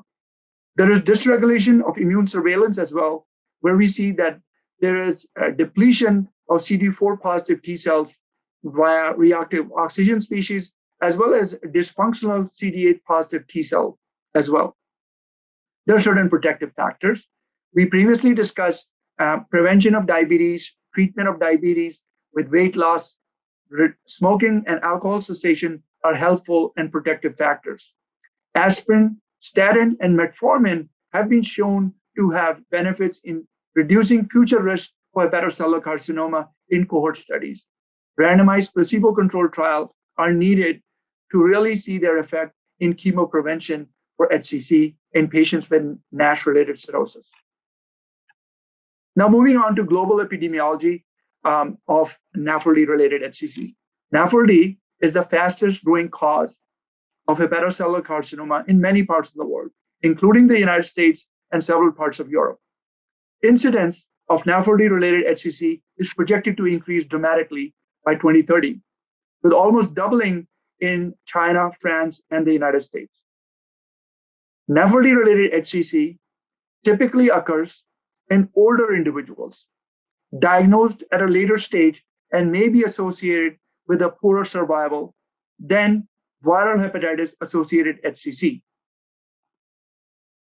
Here I'm showing you some data about the incidence of NAFLD-related HCC among patients without cirrhosis. They can develop it, but the incidence rate is very low. Therefore, routine screening and surveillance is not recommended. This is an area of intense research where we are trying to identify certain genetic risk factors that might predispose somebody to develop hepatocellular carcinoma. This slide summarizes some of the studies that looked at NAFLD-related HCC, and this may range from somewhere between 2 to 5%. In this particular meta-analysis, the event rate was 3.78% per year. Therefore, routine HCC screening with ultrasound, with or without alpha-fetoprotein, a blood-based tumor marker, is recommended every 6 months in patients who have diagnosed NAFLD cirrhosis. Studies have shown cost effectiveness of this strategy. Now I'm showing you data on the proportion of hepatocellular carcinoma that's attributable to NAFLD. About 20 to 25% of cases of hepatocellular carcinoma in the United States are related to non-alcoholic fatty liver disease. This is particularly common in Hispanic men as well as American Indian individuals. And this is one of the fastest HCC rates that are growing in terms of etiology for hepatocellular carcinoma. NAFLD-related HCC is also becoming a leading indication for liver transplantation in the United States. Now, this is a proposed algorithm for surveillance in patients with NAFLD. First, you find out if your patient has NAFLD cirrhosis or not. If they do, then they get into a hepatocellular carcinoma screening or surveillance program with alpha-fetoprotein along with an ultrasound every 6 months. Many patients with NAFLD do not have a diagnosis of cirrhosis. So what we typically recommend that we look for risk factors such as high liver stiffness based on elastography methods such as FibroScan or MR elastography. If the liver stiffness is elevated to the extent we might think this may be cirrhosis, or they have clinical prediction rules suggestive of cirrhosis, even without a biopsy, in those patients, we might consider doing HCC screening and surveillance. If we are not able to visualize the liver properly with the ultrasound, we at UCSD routinely recommend advanced MRI methods to screen for HCC in patients with NAFLD. I will show you, there is some retrospective data that in patients with NAFLD-related cirrhosis, ultrasound is suboptimal. I will show you some prospective data, how we can improve upon that, and what is the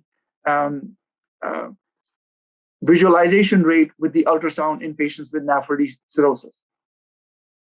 Issues with HCC surveillance in NAFLD-related cirrhosis. Sensitivity of ultrasound for early HCC in patients with cirrhosis is only 47%.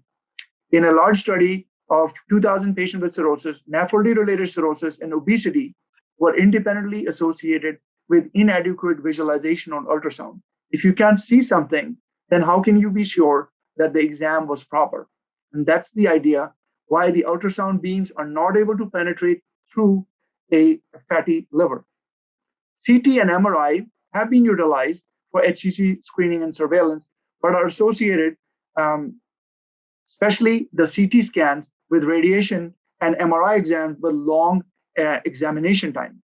Therefore, we have developed new strategies with abbreviated MRI, which will be a 5-minute MRI that will be just enough to visualize the entire liver and to screen for hepatocellular carcinoma. and many centers are utilizing such strategies as well as studying them prospectively. Here's one study that we are conducting at UCSD, NAFLD Research Center, using a head-to-head comparison between an ultrasound versus an abbreviated MRI in same patient with a final GAD-enhanced full MRI as a confirmatory test in patients with NAFLD cirrhosis. Here I'm showing you that this is the standard visualization score. A with means no or minimal limitation, and C is severe limitation. Here you can see that severe limitation is commonly seen in patients with ultrasound, as opposed to AMRI, very few patients have severe limitation. And this is typically in the setting of ascites.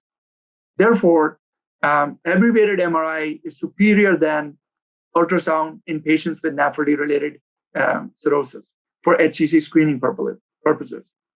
We've now developed a new index called the Liver Entirety Index. This is the first time I'm presenting these data, where we looked at the question the radiologist asked, what percentage of the liver was seen? So we want to say that a good exam would be that more than 90% of the liver parenchyma was visualized. And this gives you an idea that with abbreviated MRI, you have a pretty successful rate with that. But with the ultrasound, it may not be as effective. And this is also significantly different between abbreviated MRI and ultrasound. And therefore, we think in many patients, if the visualization is inadequate, they should undergo either a CT scan or an abbreviated MRI. This is a proposed algorithm because majority of patients with NAFLD do not know that they have cirrhosis. So how do we identify them and bring them into screening and surveillance strategies? So prospective studies are now being planned to really test these surveillance strategies out. So we picked patients who have baseline high risk among patients with NAFLD based upon Hispanic ethnicity or PNPLA3 homozygosity. This increases the risk for progressive liver disease in NAFLD. FIB4 is a clinical prediction rule that includes age, ALT, AST, two liver-related enzymes, and platelet count. It tells you that this patient may have high risk for cirrhosis or advanced fibrosis. So 2.67 or higher is associated with higher risk for advanced fibrosis. MR elastography is a liver stiffness method that tells you if a patient may be cirrhotic or fibrotic. And certain cut point of 3.63 or higher is associated with higher odds of future HCC. Diabetics have 3 times risk of developing HCC compared to non-diabetic.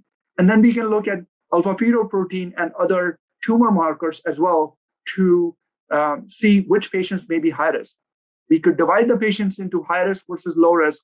We could also utilize other screening modalities and then randomize these patients to abbreviated MRI or standard of care. And then those that have low baseline risk may have less intensive HCC screening or surveillance strategies. This will be happening in the coming 5 years. There is new data that is emerging where we're finding that the immune therapy that we are currently using in patients who have non-resectable HCC, there is some differences related to the etiology of hepatocellular carcinoma.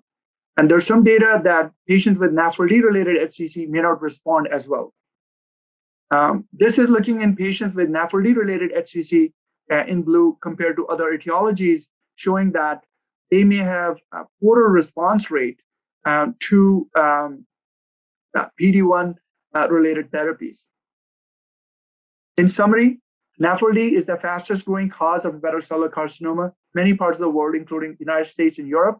Lifestyle interventions and weight loss can reduce the risk of progression.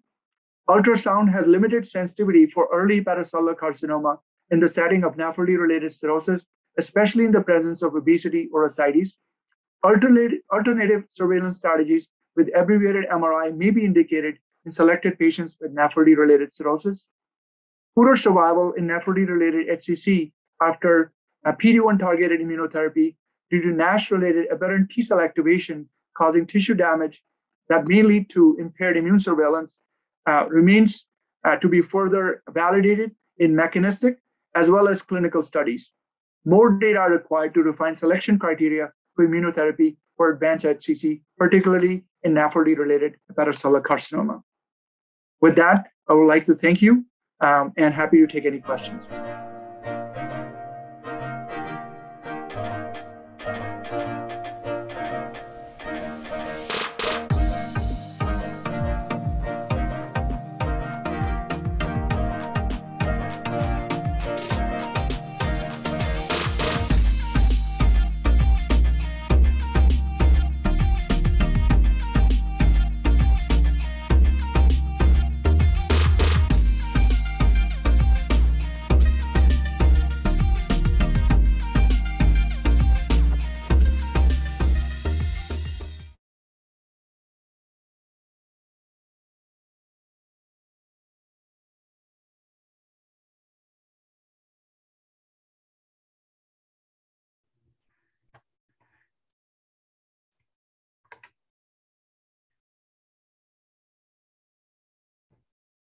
Welcome, everyone, back for our panel discussion. I think we've got some great questions already queued up.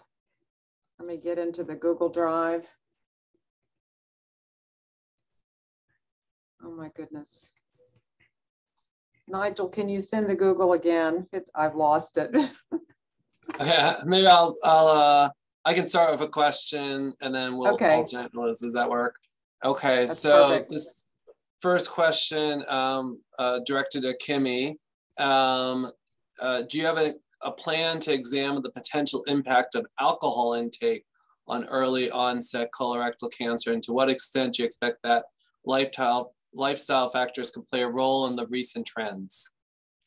We strongly suspect that lifestyle factors are underlying the rise in young onset colorectal cancer, and alcohol certainly is a very interesting exposure to study.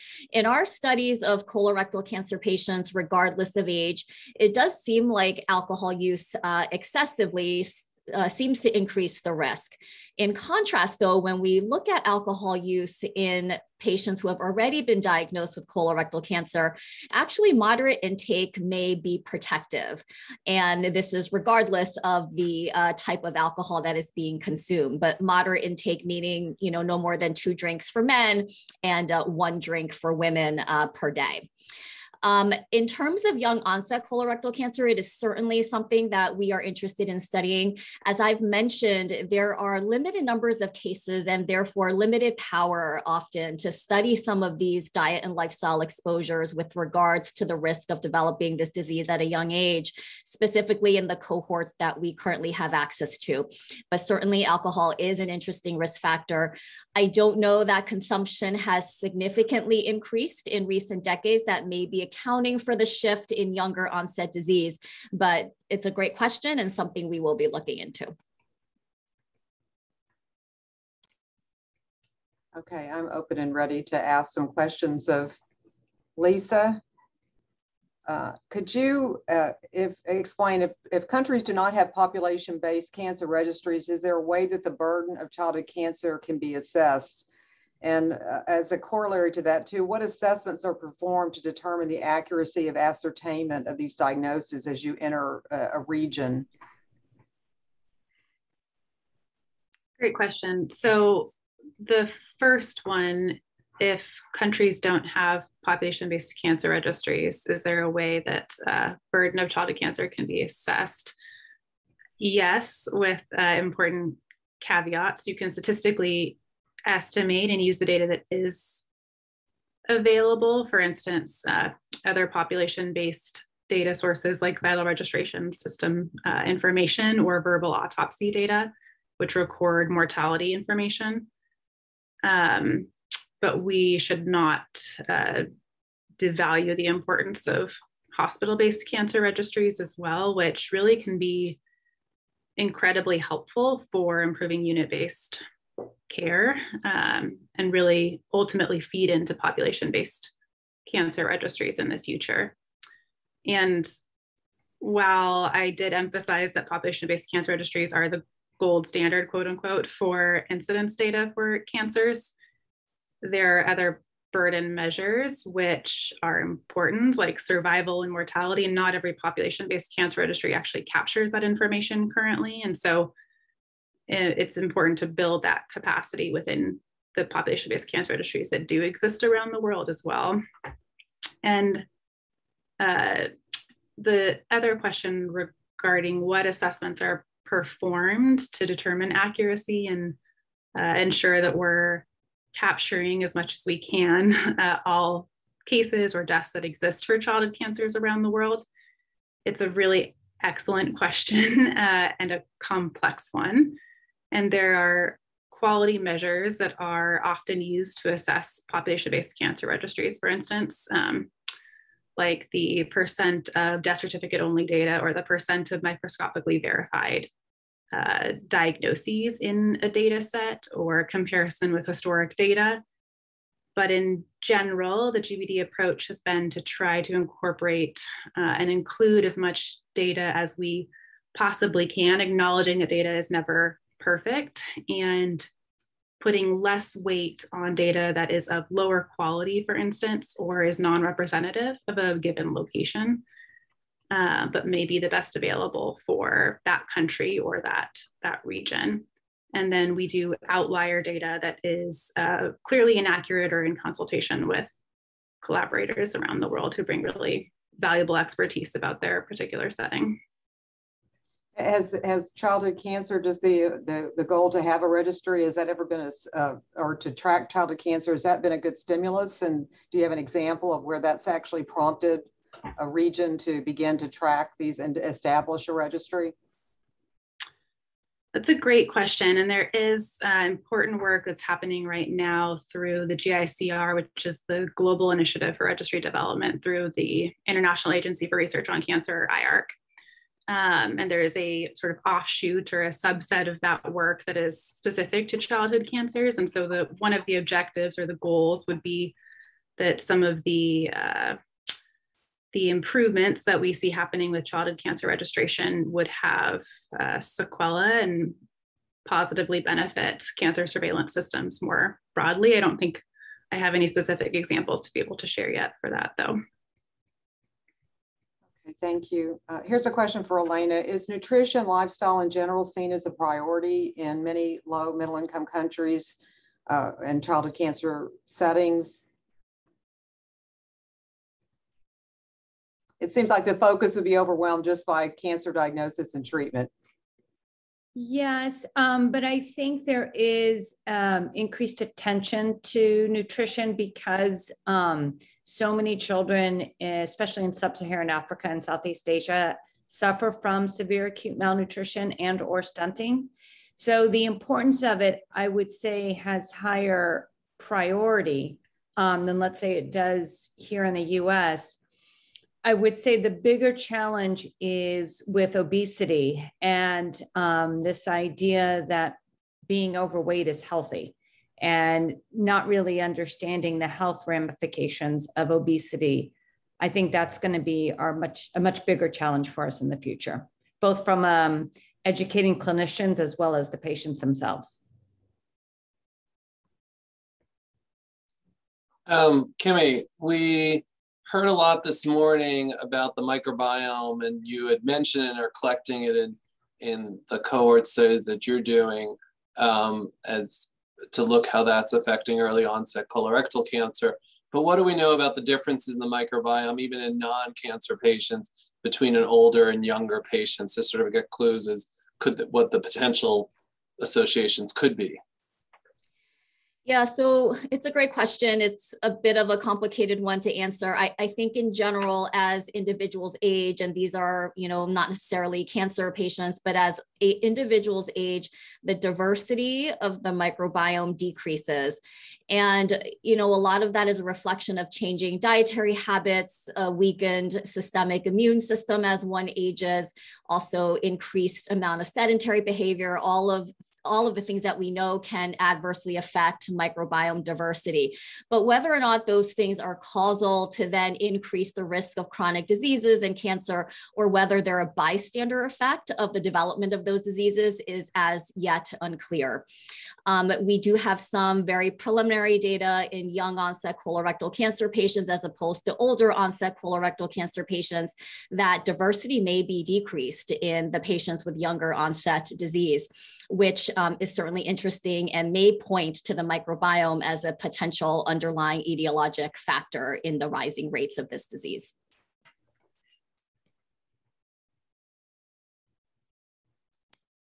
Okay, I have another question for Elena. In your niche consortium or group, how do you identify and solicit the institutions that participate? That's a really good question. Many of them have collaborated either with me or colleagues are either involved in the WHO Global Health Initiative on Childhood Cancer. There has to be some fundamental infrastructure to participate in niche, but usually they're identified through existing collaborations or through other entities such as the WHO's initiative.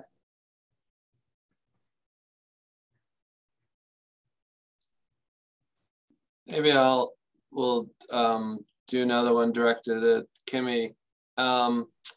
Dr. Ng, how would you, this from the audience, and what they wanted to know, how would you recommend young adults get an early diagnosis for colorectal cancer, given that the US Preventive Task Force guidelines, which were recently changed from 50 to 45, but only really at 45, and as you know, they're increasing numbers in the 30s and 40s. So how do we deal with that disconnect of screening given the increasing incidence? It's a question we grapple with a lot. The vast majority of the young onset colorectal cancer patients are in fact in their mid to late 40s. And since so many different considerations go into these blanket guidelines and recommendations, the United States Preventive Services Task Force did settle on 45.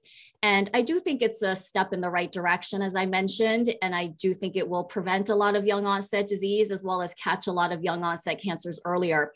But the rate of rise of young onset colorectal cancer is actually the steepest for patients in their 20s and 30s.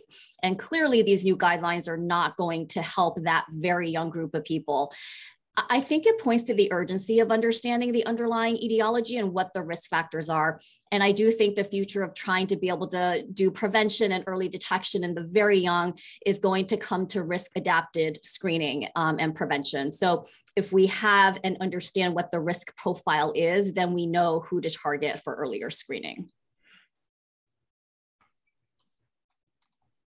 Okay, I have another question for Dr. Force.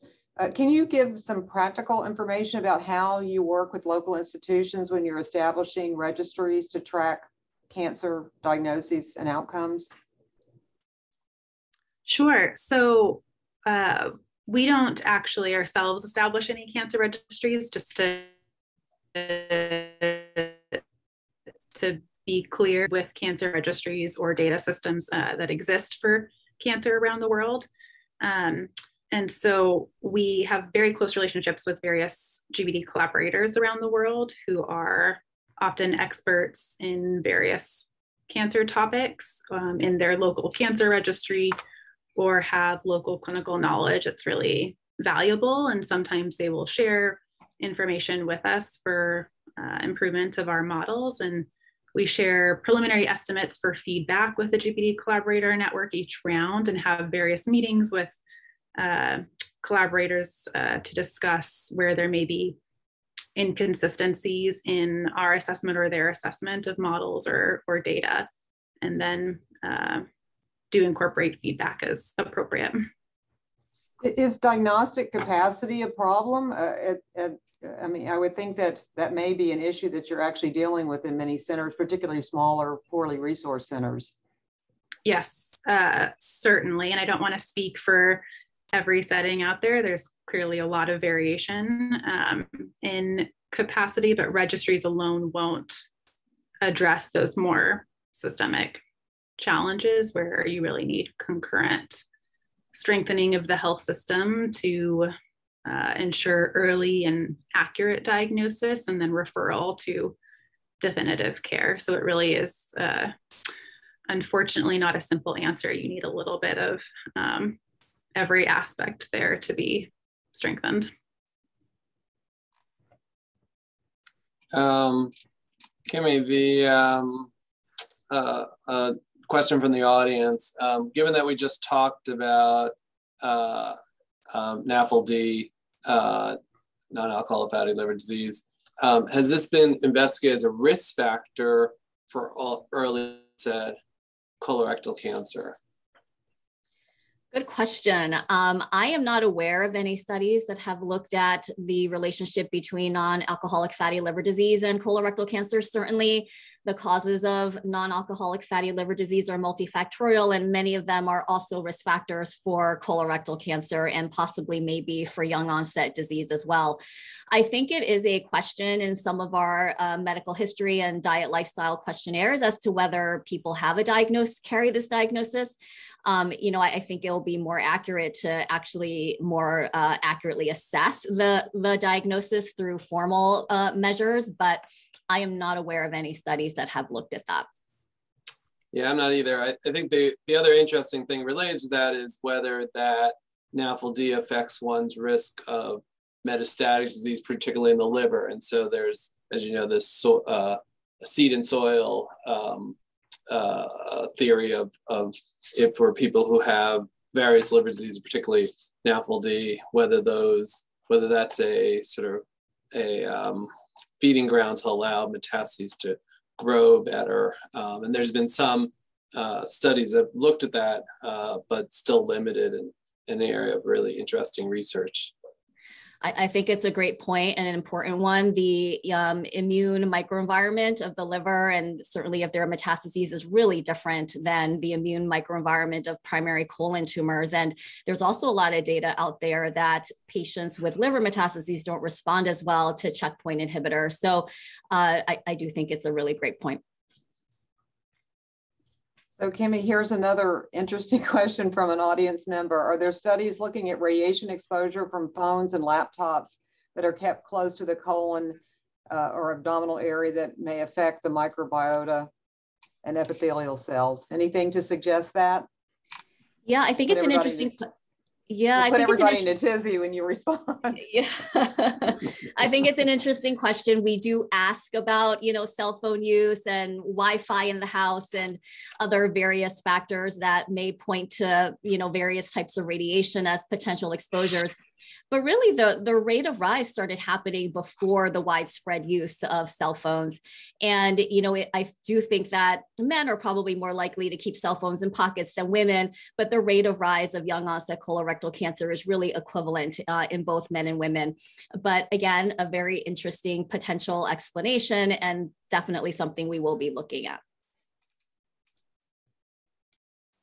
And maybe a potential question for everyone to sort of answer, because, I think the three of you are all sort of tied, to some degree. Some of these exposures are presumably things that happen in pediatric populations. And so, and this is obviously where there's been always a lot of struggle of how to do implementation to have changes, and sort of where you see the current failures in being able to have implement changes in dietary or weight control strategies in younger adolescents, which presumably are some of the risk factors related to colorectal cancer and other cancers, and where we should be going. So I don't know, Lisa, if you want to start, or not to, or anyone can jump in as sort of initial thoughts on that. Apologies, Jeffrey. My Wi-Fi cut out a little bit there, so I missed part of the question. If you wouldn't mind repeating. Yeah, no problem. So, I think a common theme of all of you is obviously some of these exposures in adolescent periods. And so given, the strategies that have been tried so far for implementation may not have been, have not had as much impact, given that we have an increasing obesity populate or crisis in the US and elsewhere. And so where we think direction to be able to do implementation to change some of these factors that are ultimately leading to colorectal cancer as well as other diseases, and starting in the pediatric population, then sort of moving up as people get in their 20s and 30s. Got it. Thank you for clarifying. I think there's a lot of work globally to think about in terms of implementation science and better capture of risk factors, but I'll probably defer most of the question to Dr. Ladas to answer, given that this is more of her research focus area.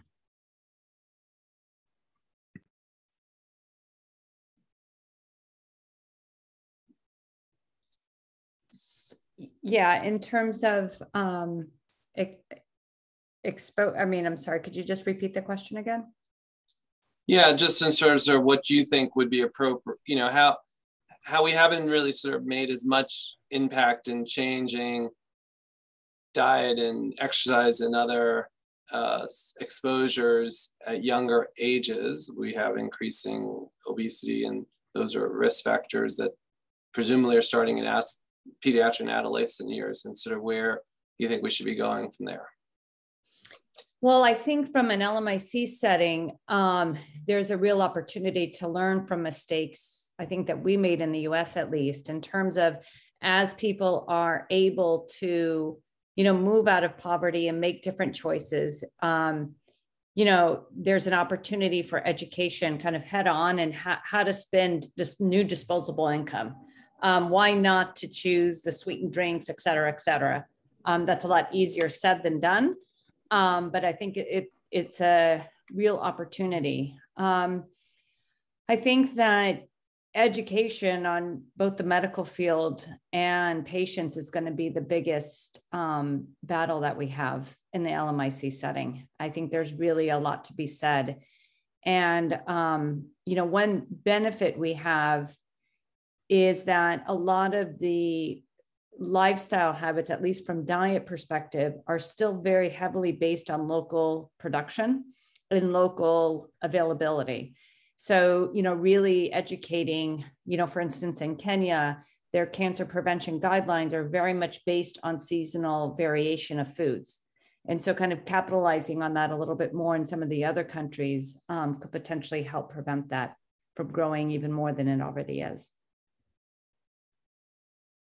All right, here's a question for Rohit. Does the distribution of proportion of hepatocellular carcinoma attributed to non-alcoholic fatty liver disease speak to risk factors that cause these patients to progress to hepatocellular carcinoma?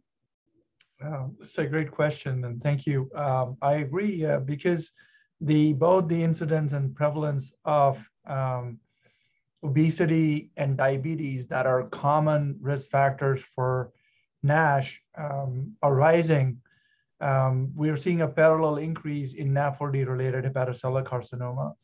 Another thing that also correlates is now we have a cure for hepatitis C. So we're able to effectively treat those patients. So in the United States, the hepatocellular carcinoma related to viral hepatitis is going down, but we are seeing an exponential increase in NASH-related hepatocellular carcinoma, both in United States and also in parts of Europe. But there are other parts in the world where alcohol-related HCC is actually increasing as well. So, but there might be common genetic risk factors for both alcohol and NASH-related hepatocellular carcinoma. Kimmie, is folic acid fortification in the general food supply, which you know initially started for neural tube defects, considered a risk factor or preventative issue for colorectal cancer, and particularly for early onset disease? Do we know? Yeah, it's an interesting question. And there has been some debate and conflicting studies out there about the role of folic acid supplementation and risk of developing colorectal cancer regardless of age. The most recent data from meta-analyses of multiple observational studies as well as clinical trials is that folic acid supplementation and fortification does not seem to be associated with a higher risk of colorectal cancer.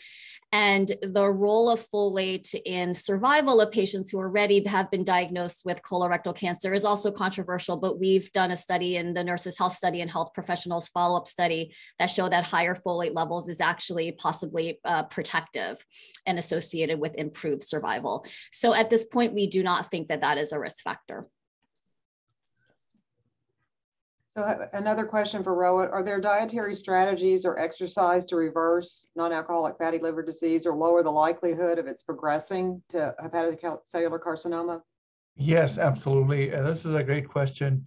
One of the things that we think is harmful is sugar intake or high sugar intake or fructose intake. Fructose in particular, or free sugar or carbohydrates can induce something called as lipogenesis or de novo lipogenesis within the liver, and therefore this could be a potential mechanism for progression of NASH. And you could reverse it by modifying your diet, by reducing free sugar, avoiding juices and sugar-containing beverages such as sodas, eliminating them from diet, and also restricting alcohol use because that's also harmful to the liver. There are particular types of diets that people have looked at, and if you were to pick a diet or recommend, then Mediterranean diet would be something that might be helpful in our patients. Many of our patients are overweight, obese, or diabetic, so it might be important to plan for some sort of a weight loss by a hypocaloric diet. It doesn't have to be too restrictive, but typically we recommend a low carbohydrate Mediterranean-like diet. Goal would be, if somebody's obese or overweight, for them to lose about 5% of body weight over a 6-month time period, so gradual weight loss. If you induce weight loss too fast, it can sometimes induce gallstones and lead to complications that are not desirable. Once people start achieving weight loss, about 5 to 7%, you start seeing improvements in liver histology if you were to repeat it. But you need about 10% weight loss if you want to see reversal of fibrosis, if you already have NASH-related fibrosis, which is a risk factor for future risk of progression to cirrhosis and hepatocellular carcinoma.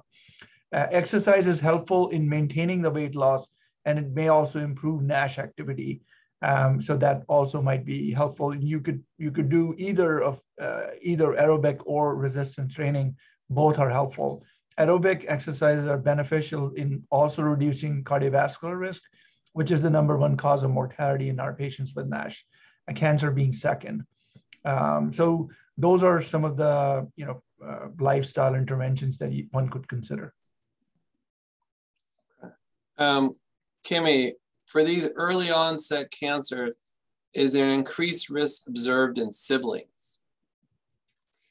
Yeah, so I don't know that it has been specifically looked at in young onset colorectal cancer, but family history, particularly in a first-degree relative, is a known and important risk factor for developing colorectal cancer, even in the absence of a hereditary predisposition or a documented germline condition. And the simple reasoning is that it's due to shared environmental exposures, which we all know are so important in the pathogenesis of this disease. So the recommendations for screening for first-degree family members is to start with colonoscopies at an age 10 years younger than when the family member was diagnosed.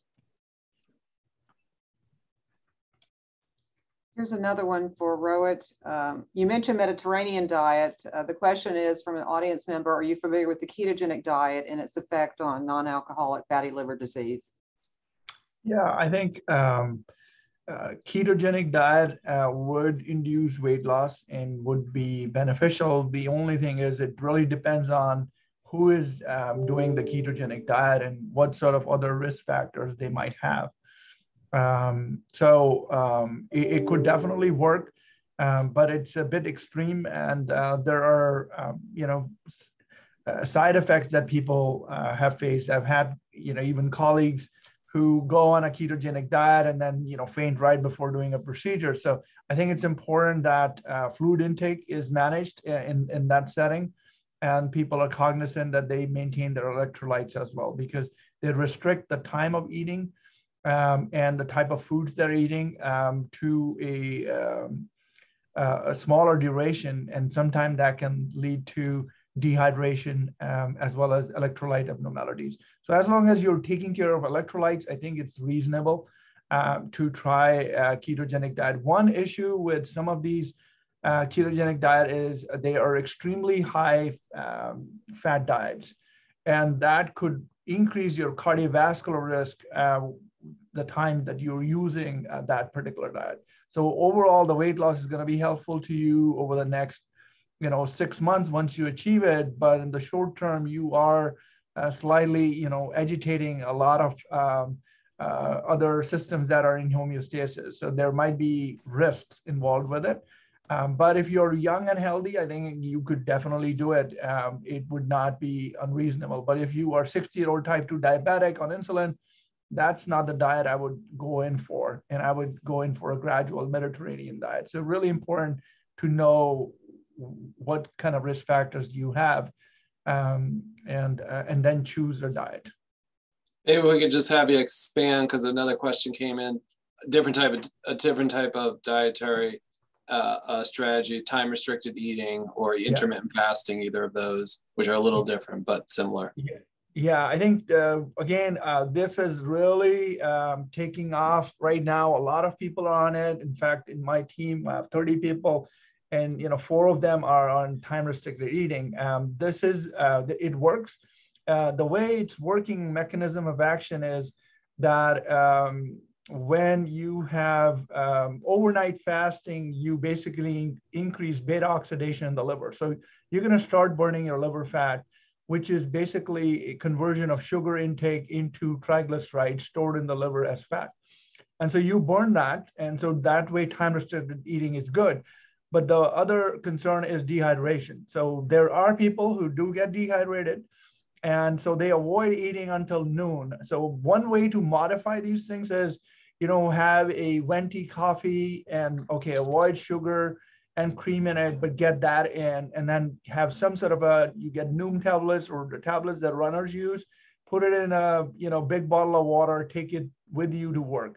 So sometimes just these small things would be needed. So if you want to do those, you just need to make sure that you're well hydrated and you're getting those Noom tablets or some sort of electrolytes. Gatorade maybe has a bit too much sugar, but you need something to still get burning in the liver and burning those calories, but electrolytes are stable.